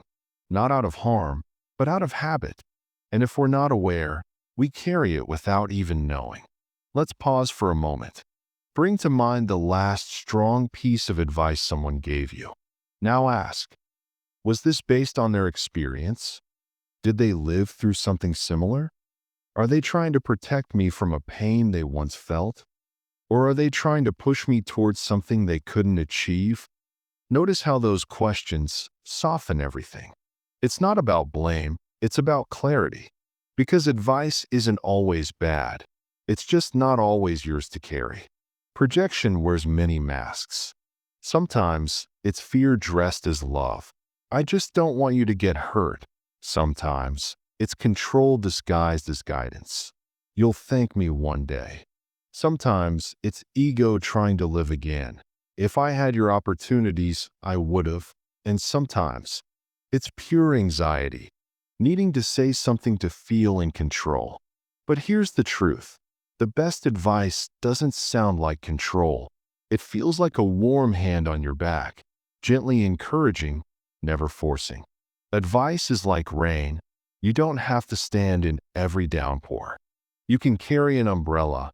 You can let some drops touch your skin. You can decide what to soak in and what to shake off. Here's how. Pause before reacting. Ask if the advice feels expansive or restricting. Check if the advice aligns with your values, not just your fears. Notice who is giving it and what their story might be. Most of all, feel it in your body. Does the advice make you feel calm and steady, or tight and anxious? Because sometimes your nervous system knows what your mind hasn't named. Now turn the mirror around. Think of the last time you gave advice. Were you trying to help? Of course. but where you may be projecting? We all do it. It's part of being human. The key is to notice. So next time someone shares a problem with you, try saying, "Do you want advice? Or just someone to listen? Here's what I've experienced, but your journey may be different. Can I share something that helped me in case it helps you too?" Advice, when offered gently, becomes a gift, not a weight. As your eyes grow heavier tonight, ask yourself, whose advice am I still carrying that doesn't belong to me? A teacher's warning? A parent's fear? A friend's strong opinion? Now gently ask, what's my voice saying? Beneath the echoes of everyone else? Even if it's small, even if it's unsure, even if it's just a whisper, that voice is sacred. Protect it, nourish it, let it grow stronger. Advice is everywhere, but wisdom is rare.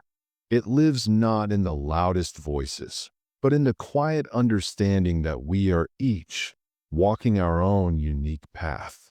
Some advice will light your way, other advice will dim your spark.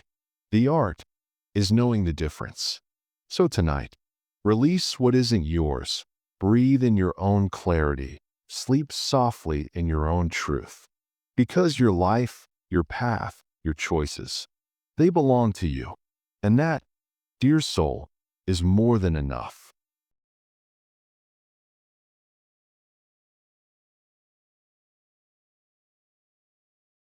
Close your eyes and exhale softly. Feel the way the air leaves your body, the way your muscles begin to loosen with no effort, just permission. Let your thoughts quiet down now. Let the noise of the world fall away, like sand slipping through open hands. Because tonight, we're going to talk about something big, something that touches everything, yet hides in plain sight. The systems we live in, the systems that shape us, the ones that feel too big to name, too normal to question. You've probably heard it before. The system is broken. But what if it's not? What if this system was never meant to work for everyone? What if the stress, the inequality, the pressure, the burnout, the competition, the endless hustle, what if those aren't accidents? What if they were designed? Let's begin gently with a quiet walk through time.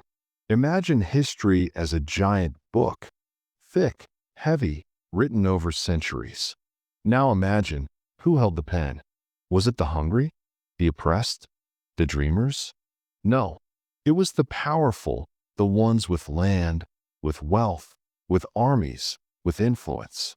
And when you write the rules, you write them in your favor. You don't need to be cruel, you just need to be efficient. Build a ladder, then pull it up behind you, and call it merit. Think about your day. You wake up, you rush, you work, you worry, you scroll, you buy, you repeat. All of that happens inside invisible walls. Economic walls, cultural walls, educational walls, legal walls. They're not chains, they're routines. But those routines aren't neutral. They were built by someone and for someone. And most of the time, that someone wasn't you. You've probably heard this phrase: if you work hard, you'll succeed. It's comforting, simple, clean. But quietly, it leaves something out. Because success depends on more than effort. It depends on access. Access to quality schools, access to healthcare, access to stable housing, access to time, quiet, safety. And those things, they're not given equally. So the game looks fair on the surface, but the starting lines are miles apart. And calling it merit doesn't change the map. Let's talk about burnout. The tiredness, the numbness, the sense that no matter how much you do, it's never enough. You might think it's your fault, that you're just bad at balance, not disciplined enough, not productive enough. But what if the system wants you that way? What if exhaustion keeps you from asking questions? What if busyness keeps you from dreaming? What if constant work keeps you from organizing, resisting, changing? Because someone profits when you're too tired to notice. We live in a world obsessed with more. More clicks, more customers, more hours, more growth. But people aren't infinite. Our bodies need rest. Our minds need silence. Our souls need space. The system doesn't account for that. It sees you as a unit, a metric, an asset. But you are not a cog. You're not a number. You're not your resume. You're not your feed. You're a full, breathing human being. And the system wasn't made with that in mind. Sometimes you'll hear stories of people who made it. The single mom who built a business. The dropout who became a billionaire. The underdog who won big. We love these stories. We hold them up like trophies. But here's the secret. The exception proves the rule. If the system truly worked for everyone, these stories wouldn't be so rare. They're not proof the system is fair. They're proof that breaking through the system takes extraordinary force. And yet we're told, if they can do it, so can you. That's not inspiration. That's pressure wrapped in glitter. Now, let's ask something gentle but powerful. Who benefits from the way things are? Who gets richer when you stay in debt? Who gets stronger when you feel small? Who stays in power when you don't vote, don't speak, don't believe in your own worth? It's not always one villain. Sometimes it's just momentum, systems built long ago, left to run unchecked. But until we see it, we can't change it. And until we name it, we keep blaming ourselves. Maybe the most important truth is this. You are not broken. The system is just working as designed. That's not an excuse, it's a key. A way to unlock self-compassion. Because your exhaustion is not laziness. Your anxiety is not weakness. Your confusion is not failure. It's evidence that you're still human in a system that forgot how to be. So be gentle with yourself. You're not behind. You're not defective. You're just waking up. And that is sacred. Before you drift into rest, ask yourself softly, what part of me has been trying to fit into something broken?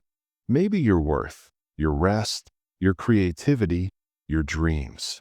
Now ask, what would it feel like to stop blaming yourself for what was never yours to carry? Feel that breath of relief, that tiny flicker of freedom. That's you beginning again. The system isn't broken. It was built this way. But now you see it. And once you see it, you don't have to fight it all at once. You can just begin by resting, by thinking, by choosing differently, by dreaming outside the lines, by refusing to shrink, by treating yourself not like a product, but like a person who deserves rest and peace and ease. So tonight, let the system spin without you. You're not a cog anymore. You are still, you are sacred, you are free, unbroken one.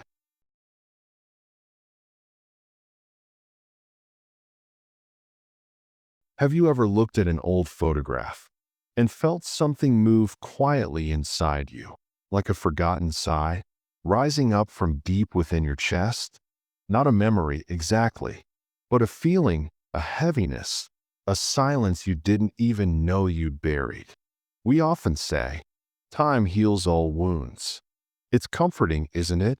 Like a warm blanket pulled over pain. A soft promise that whatever hurts today will hurt less tomorrow. But what if that's not quite true? What if time doesn't heal? What if time just hides? Like snow covering the wreckage beneath it, like silence falling over screams no one heard, like dust settling on stories we were too scared to finish. Tonight, let's wander through that hidden landscape together. Softly, slowly. Let's talk about what time really does to the human heart. Time has a clever way of convincing us we're fine. We get up, we go to work, we laugh at something someone says, we tell ourselves, see, I've moved on. But sometimes, it's not healing, it's avoidance, dressed as recovery. Imagine a room in your mind. A simple room. In the center, something broken, a memory, a betrayal, a moment that changed you. And instead of fixing it, you slowly build furniture around it. A couch of distraction, curtains of busyness, a rug of routine, soft enough to cover the cracks. Eventually, you forget the broken thing is even there. You live around it. You decorate it. You call it growth. But healing, true healing, doesn't come from forgetting. It comes from remembering. With honesty and compassion, there's a reason we bury pain. It's not weakness, it's survival.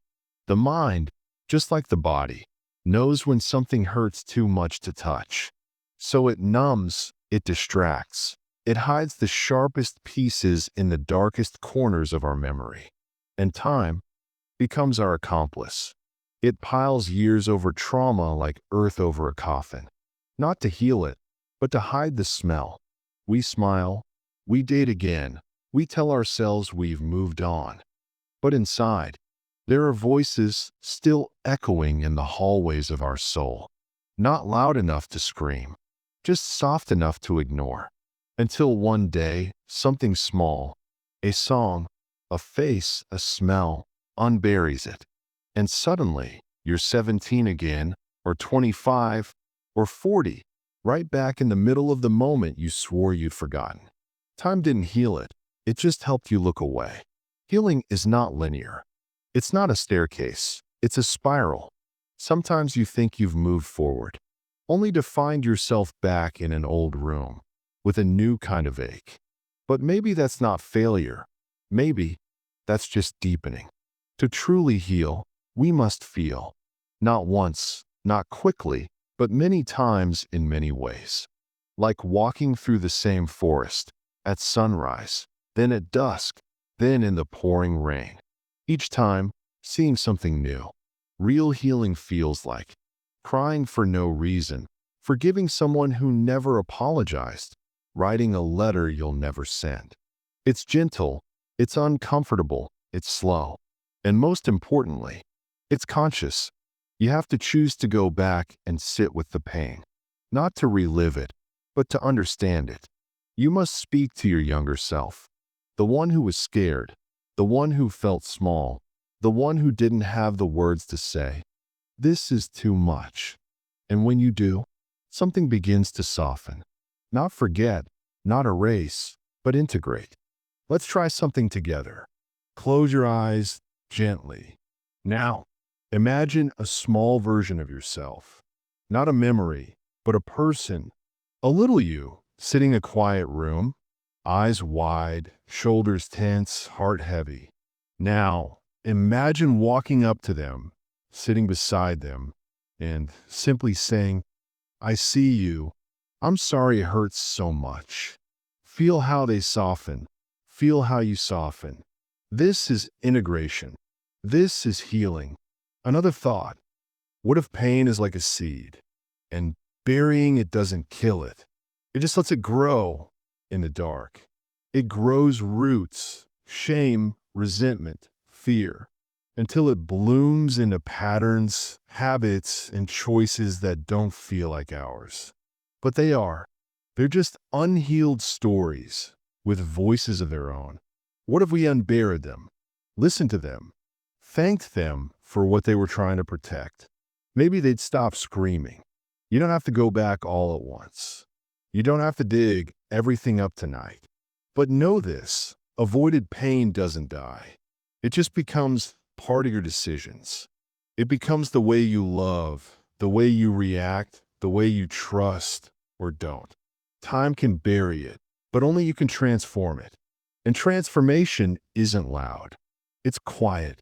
It happens when you sit in stillness and whisper, "It's okay now. I'm here. You're safe." As you lie here now, feel the weight of your body sinking into your bed, the quiet hum of your breath.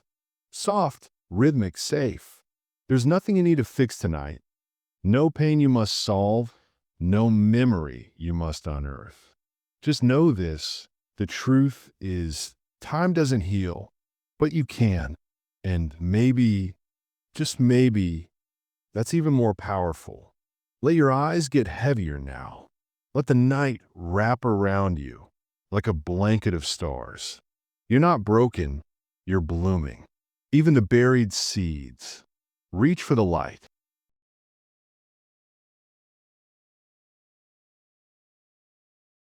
Close your eyes for a moment. Now, imagine a child standing at the edge of a cliff. Behind them, nothing but silence. In front of them, a world waiting to be loved. They stretch out their hands, eager, open, vulnerable. And they ask one simple thing: will you love me no matter what? Most of us were once that child. Maybe we didn't say the words out loud, but we felt them, we lived them. Because every human being longs to be loved. Not for what we do, not for how we look, not for who we pretend to be, but simply because we exist.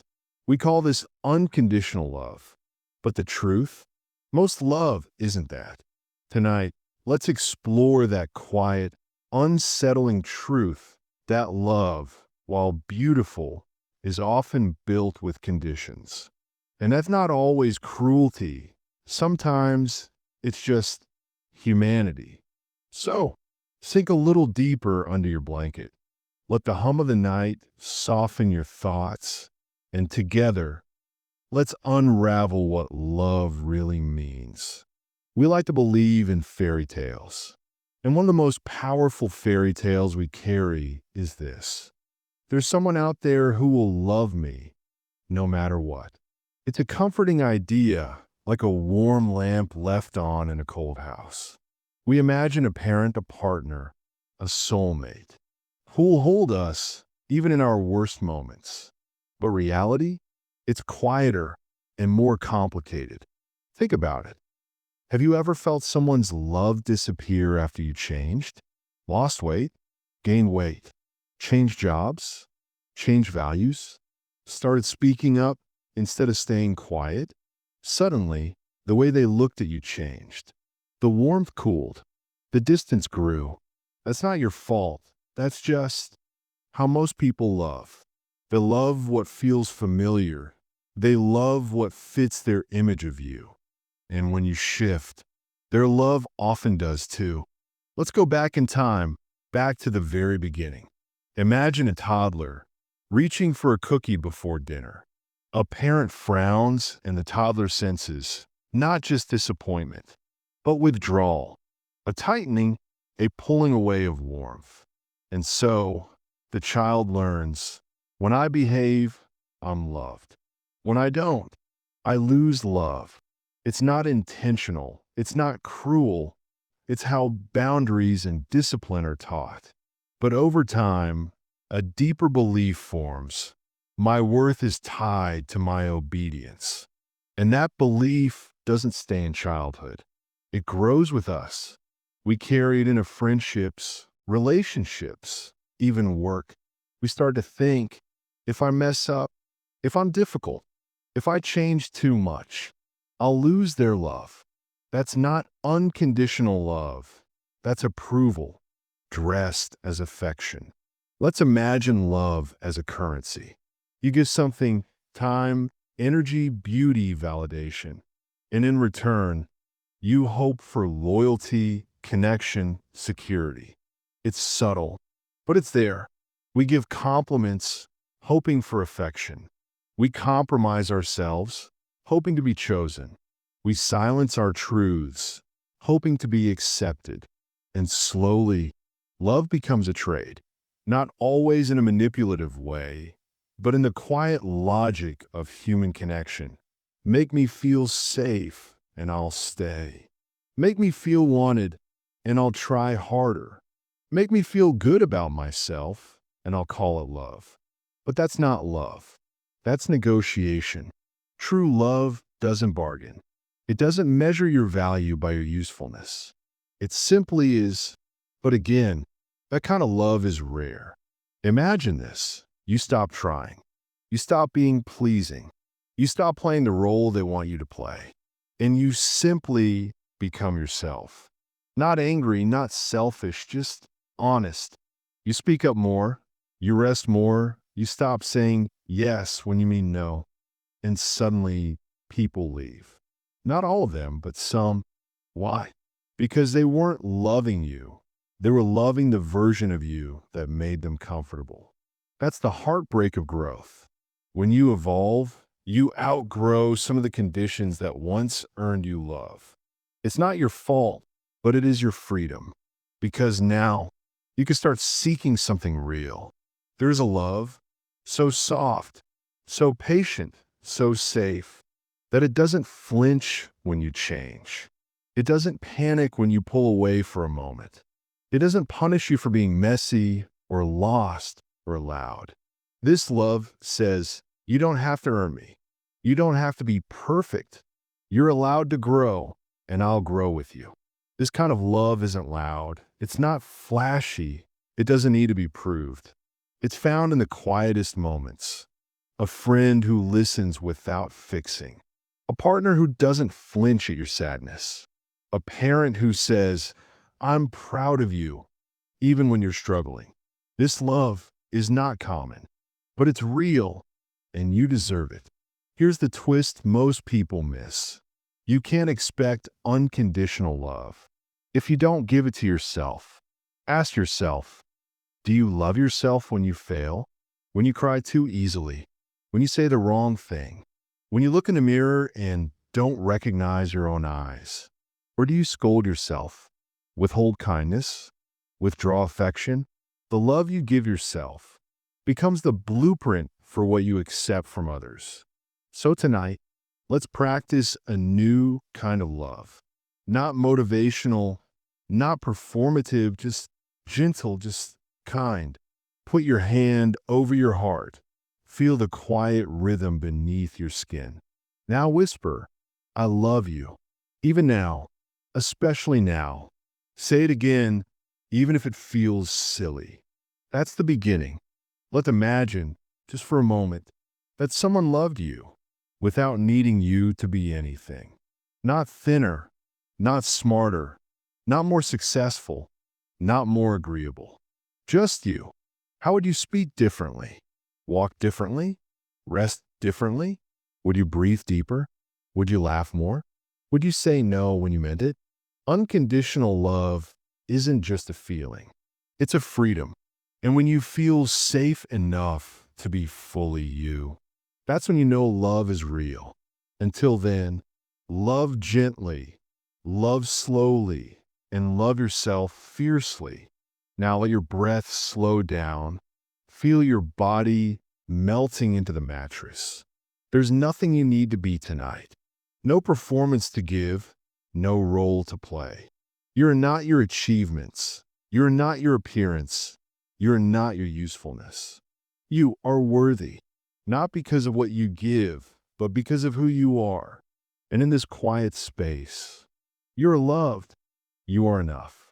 Let your eyes close now. Let the silence hold you. Love doesn't need to be earned here. It just is.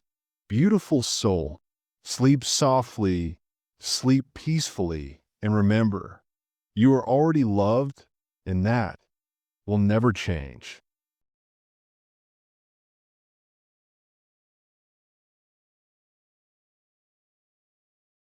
Let me ask you something. If you were given two doors, one marked freedom and the other marked comfort, which one would you walk through? It's easy to say freedom. It sounds heroic, noble, brave. But the truth is most of us don't choose that door. Not really. We choose the one that feels familiar, the one that feels safe, the one with the cozy chair, the known routines, and the quiet absence of risk. Because freedom, real freedom, is terrifying. It asks us to stand alone, to question the world, to face the unknown without a map. And comfort? Comfort whispers, stay. It's warm here. Don't make things complicated. So tonight, let's gently explore this hidden truth that sometimes we trade our freedom not for survival, but for convenience. And we don't even realize it. Take a breath. Sink a little deeper beneath your blanket and let your mind float softly into the quiet corners of this idea. From a young age, we're told stories of freedom. Heroes who broke the rules. rebels who follow their heart, trailblazers who carve new paths. But those are stories. In reality, most of us are taught to follow. Stand in line, do well in school, get a safe job, follow the script. We're told we're free, but freedom without choice is just an illusion. Think about it. When was the last time you made a decision that scared you because it was truly your own? When did you last step outside a system you were born into and say, this doesn't work for me? That's real freedom. And that kind of freedom is rare. Comfort is quiet. It doesn't shout. It whispers. It says, why risk the unknown when you already have enough? Why challenge your beliefs when they keep you safe? Why stand out when blending in feels easier? And so slowly, we build little cages, made of habits, made of excuses, made of justifications. We stay in jobs that drain us because the paycheck arrives on time. We stay in relationships that dull us because the silence is easier than starting over. We stay in belief systems that no longer fit because doubt is uncomfortable. This isn't weakness. This is human nature. We crave certainty, and comfort promises that, even if it's a lie. Imagine living in a warm, dimly lit room. There's a couch, a television, soft blankets. It's cozy, safe, but there are no windows. You forget what the stars look like. You forget what wind smells like. You forget what your own voice sounds like when it's not echoing someone else's expectations. Comfort can become a prison, decorated to feel like home. And the longer you stay, the harder it is to leave. Because outside those walls, it's cold, it's wild, it's unknown, but it's also real. It's where your full self lives, unfiltered, uncontrolled, free. Our brains are wired for patterns. We love routines, familiar streets, the same meals, the same faces. It gives us a sense of safety, a sense of knowing. But here's the catch. Freedom lives in the unknown. It lives in the blank page, the unplanned moment, the leap.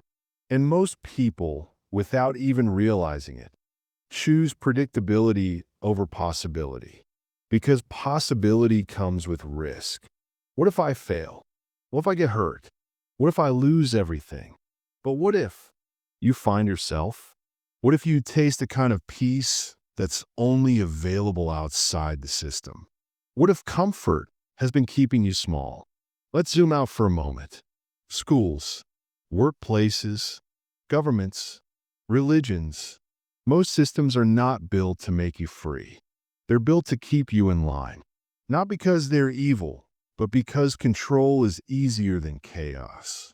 A society where everyone is truly free would be messy, unpredictable, uncontrollable. So instead, we're given just enough freedom to feel free, but not enough to question the whole thing. You can choose what to wear, but not what hours you work. You can vote, but not question the structure of the system itself. You can speak freely as long as it doesn't challenge too much. This isn't a conspiracy. It's a design. And most people choose to stay inside it because it feels easier than waking up. Let's play a game. Imagine you live in a beautiful golden cage. It has everything: food, music, company. You're celebrated, respected, loved. But the door is locked, and you didn't choose to be here. Now, one day, someone opens the door and says, you can leave. But out there are no guarantees. Would you walk out? Would you leave behind the applause for silence? Would you trade approval for truth? It's not an easy choice, because comfort is addictive, and freedom is lonely, but real and full and alive. When you begin to wake up, to step outside the patterns you were given, it's quiet. Friends may pull away. Family might not understand. The systems you once trusted may no longer feel right. And suddenly, you're standing alone. This is the price of freedom. Not forever, but at first. But then, you meet others, wanderers, thinkers, dreamers, people who also chose to live awake. And slowly, you build a new kind of comfort. Not one built on routine, but on truth. Not on obedience, but on alignment. And that comfort is one you choose. Here's something no one tells you. Freedom isn't fun all the time. It's not endless beaches and quiet mornings. Freedom is responsibility. It means you can't blame anyone. You can't point to the system and say, "This is why I'm unhappy."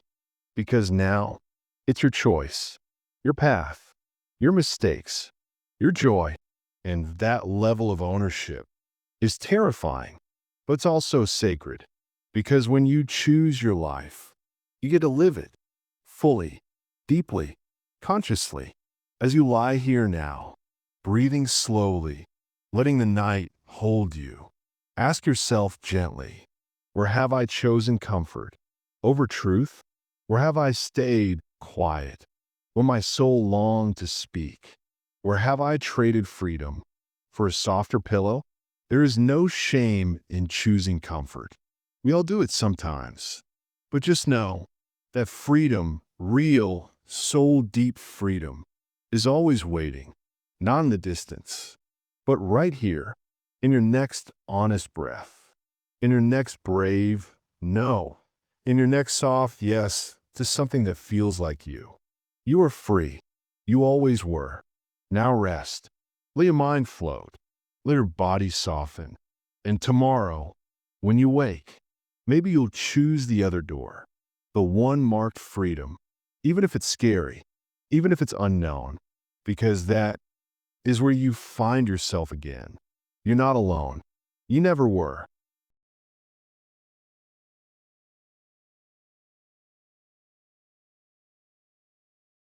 Close your eyes for a moment and picture this: a giant billboard on a quiet highway at sunset. On it, smiling faces, golden light, a perfect beach, a brand new car. In big letters, it says, "This is happiness." And maybe part of you believes it because we're told again and again that happiness is out there in the next gadget, the next trip, the next relationship, the next version of you. But what if happiness isn't something you find, but something you're sold? What if the version of happiness we chase isn't even real? Tonight, let's take a soft, sleepy walk through this quiet truth that happiness for many of us is not discovered, but marketed. And that's why we keep searching, but never quite arriving. So take a breath, let your muscles relax, let the days slip away, and let's begin. From the moment we're old enough to want things, we're taught what happiness is supposed to look like. A new toy, a better grade, a gold star. Then we grow up, and it becomes a bigger house, a better body, a successful career. And when we finally get those things, even for a moment, we feel it. That little spark. This must be happiness.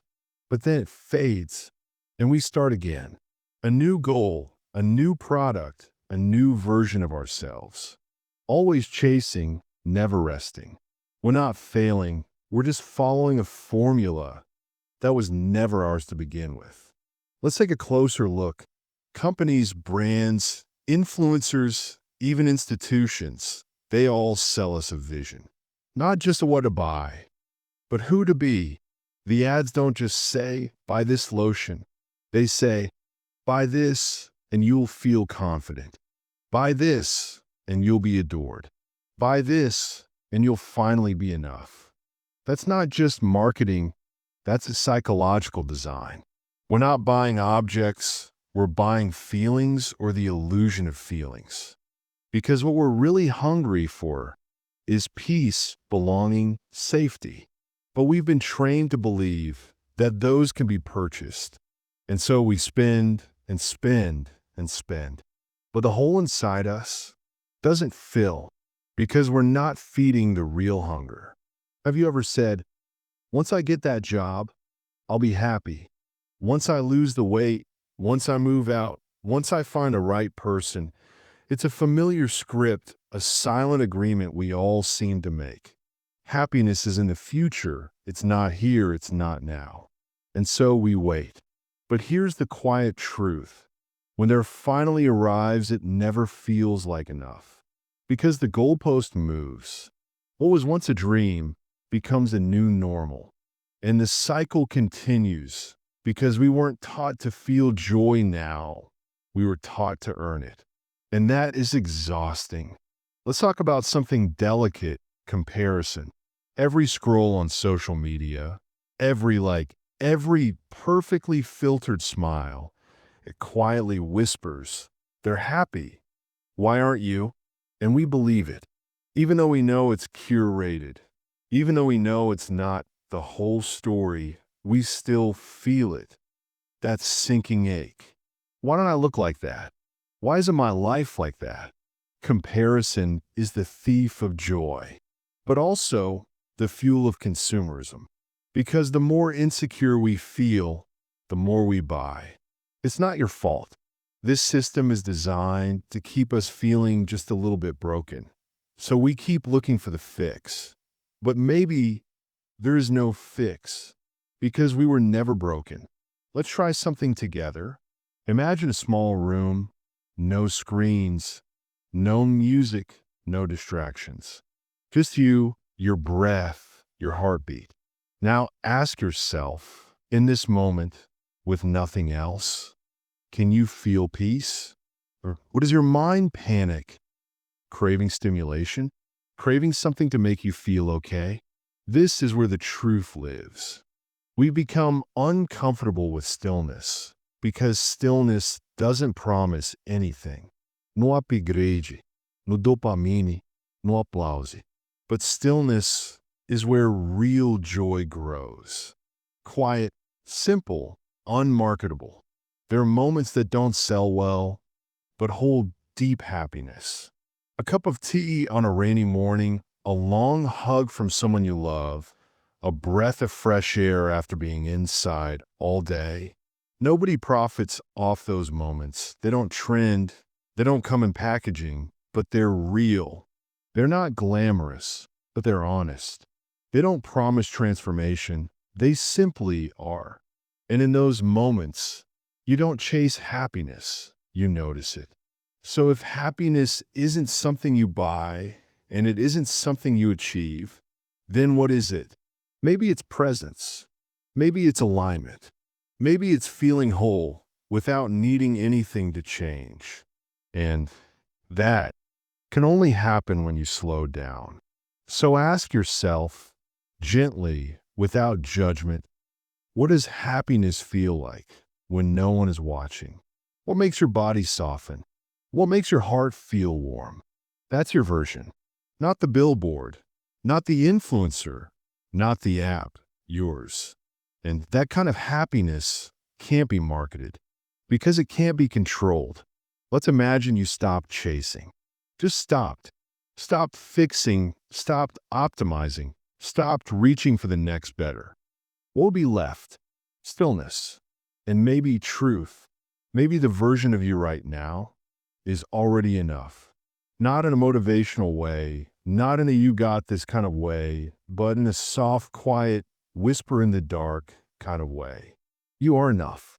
Even in your mess, even in your confusion, even in your stillness. Let that truth settle into your bones tonight. Let it breathe through you. You're allowed to stop searching, just for a moment, just for now, as you lie here, listening, breathing, being. Remember this: happiness isn't something you find. It's something you feel. And it doesn't live in the future or in the feed or in the next shiny thing. It lives in you, right now, right here, in your breath, in your body, in this moment. You are not behind. You are not lacking. You are not lost. You are here. and that is enough. Let your eyes grow heavy. Let the noise of the world drift away. Let sleep carry you gently into the quiet. No more chasing, no more searching, just rest. Because the kind of joy you're looking for was never in the ads. It was always in you. Sleep softly, sleep freely. You've already arrived.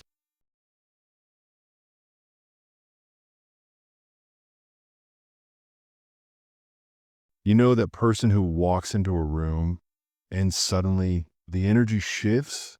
Their smile is effortless. Their voice is steady. Their words flow like they rehearsed them 1,000 times. They seem unshakable. But let me tell you something, they're probably faking it. Not in a manipulative way, not in a dishonest way, just in a human way. Because confidence, real, unwavering, bulletproof confidence, is far more rare than we think.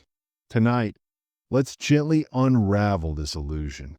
Let's explore the quiet truth that most people, no matter how put together they seem, are carrying doubts, insecurities, and fears beneath the surface. Not to judge them, but to free ourselves from the pressure of pretending. So, take a soft, slow breath. Let your shoulders drop. Let your eyes grow heavier. And let's begin our journey through the beautiful, fragile illusion of confidence. From the time we're little, we're taught how to perform. Smile for the camera. Say thank you, even when you don't feel grateful. Speak up in class, even if your voice shakes. We learn quickly. The world responds better to strength and softness, to certainty over vulnerability, to boldness over honesty. So we adapt. We wear masks. We rehearse lines. We keep our hands from trembling, even when our hearts do. It's not deception. It's survival. Because somewhere along the way, we were taught, if you show fear, they'll think you're weak. If you hesitate, they'll move on. If you admit doubt, they'll stop listening. So we fake it, and slowly, we forget that everyone else is faking it too. We've all done it. Scroll past someone's perfect post and thought, wow, they've got it all together. Or watch someone speak effortlessly and whispered inside, I wish I could be like that. But what we don't see are the doubts behind the smile, the script behind the speech, the panic behind the posture. Confidence, as we know it, is often just control. Control over facial expressions, control over voice tone, control over inner chaos. But inside, they're just like you, worried about being judged, hoping they're enough, afraid of messing up. The difference is they've just practiced hiding it. Let's imagine confidence as a jacket. Some people wear it tightly buttoned. Some drape it loosely. Some forget it at home entirely. But no one is the jacket. They're just wearing it. And like any jacket, it comes off at night, in the mirror, when no one's around. That's when a real person shows up. The one who wonders, did I say the right thing? Do they actually like me? Was I too much or not enough? Confidence is not a constant. It's a costume we put on when we need to feel safe. And the truth is, some people just get better at tailoring it. Have you ever stood in front of a mirror and practiced your smile? Or rehearsed what you'd say, down to the exact pause, the exact breath?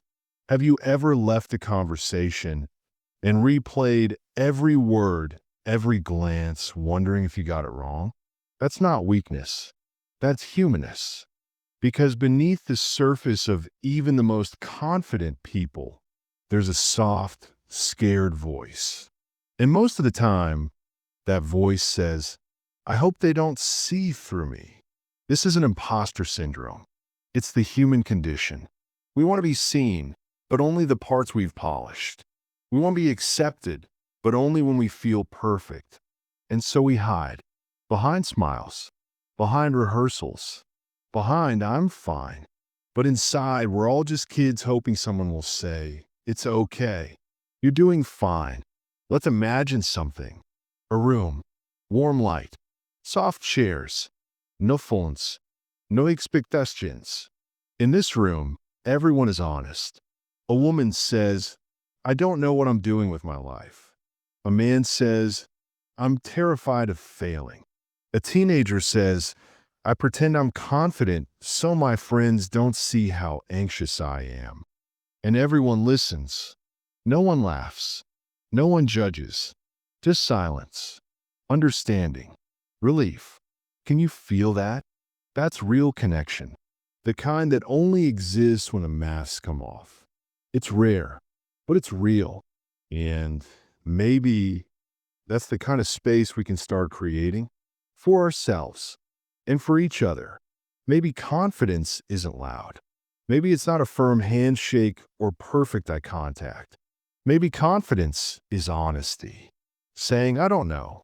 I need help. I'm still learning. Maybe confidence isn't the absence of fear, but the courage to move forward with it, to speak even when your voice shakes, to show up even when you feel messy, to rest when you're tired, instead of pushing through to impress someone. That's real strength. That's sustainable confidence. The kind that isn't about control. It's about connection. And it starts with you. You know that classmate who always raised their hand? They went home and overanalyzed everything they said. You know that coworker who always looks polished? They may have cried in their car before walking in. You know that friend who gives the best advice? They might not know how to follow it themselves. Everyone is faking something, not because they're liars, but because they're people, trying to protect themselves, trying to be loved, trying to belong. And knowing this doesn't make the world darker. It makes it kinder. There's a kind of confidence that doesn't need to be seen. It lives in the quiet choices you make. Saying no when something feels wrong. Choosing rest over hustle. Admitting, I'm not okay today. This kind of confidence doesn't win awards. It doesn't trend, but it changes lives, starting with your own. Because when you stop pretending, others feel safe to do the same. You become the quiet permission for someone else to be real. And that is a gift. As the night deepens and your breath slows, let this truth settle gently into your chest. You don't have to be confident tonight. You don't have to say the right thing. You don't have to impress anyone.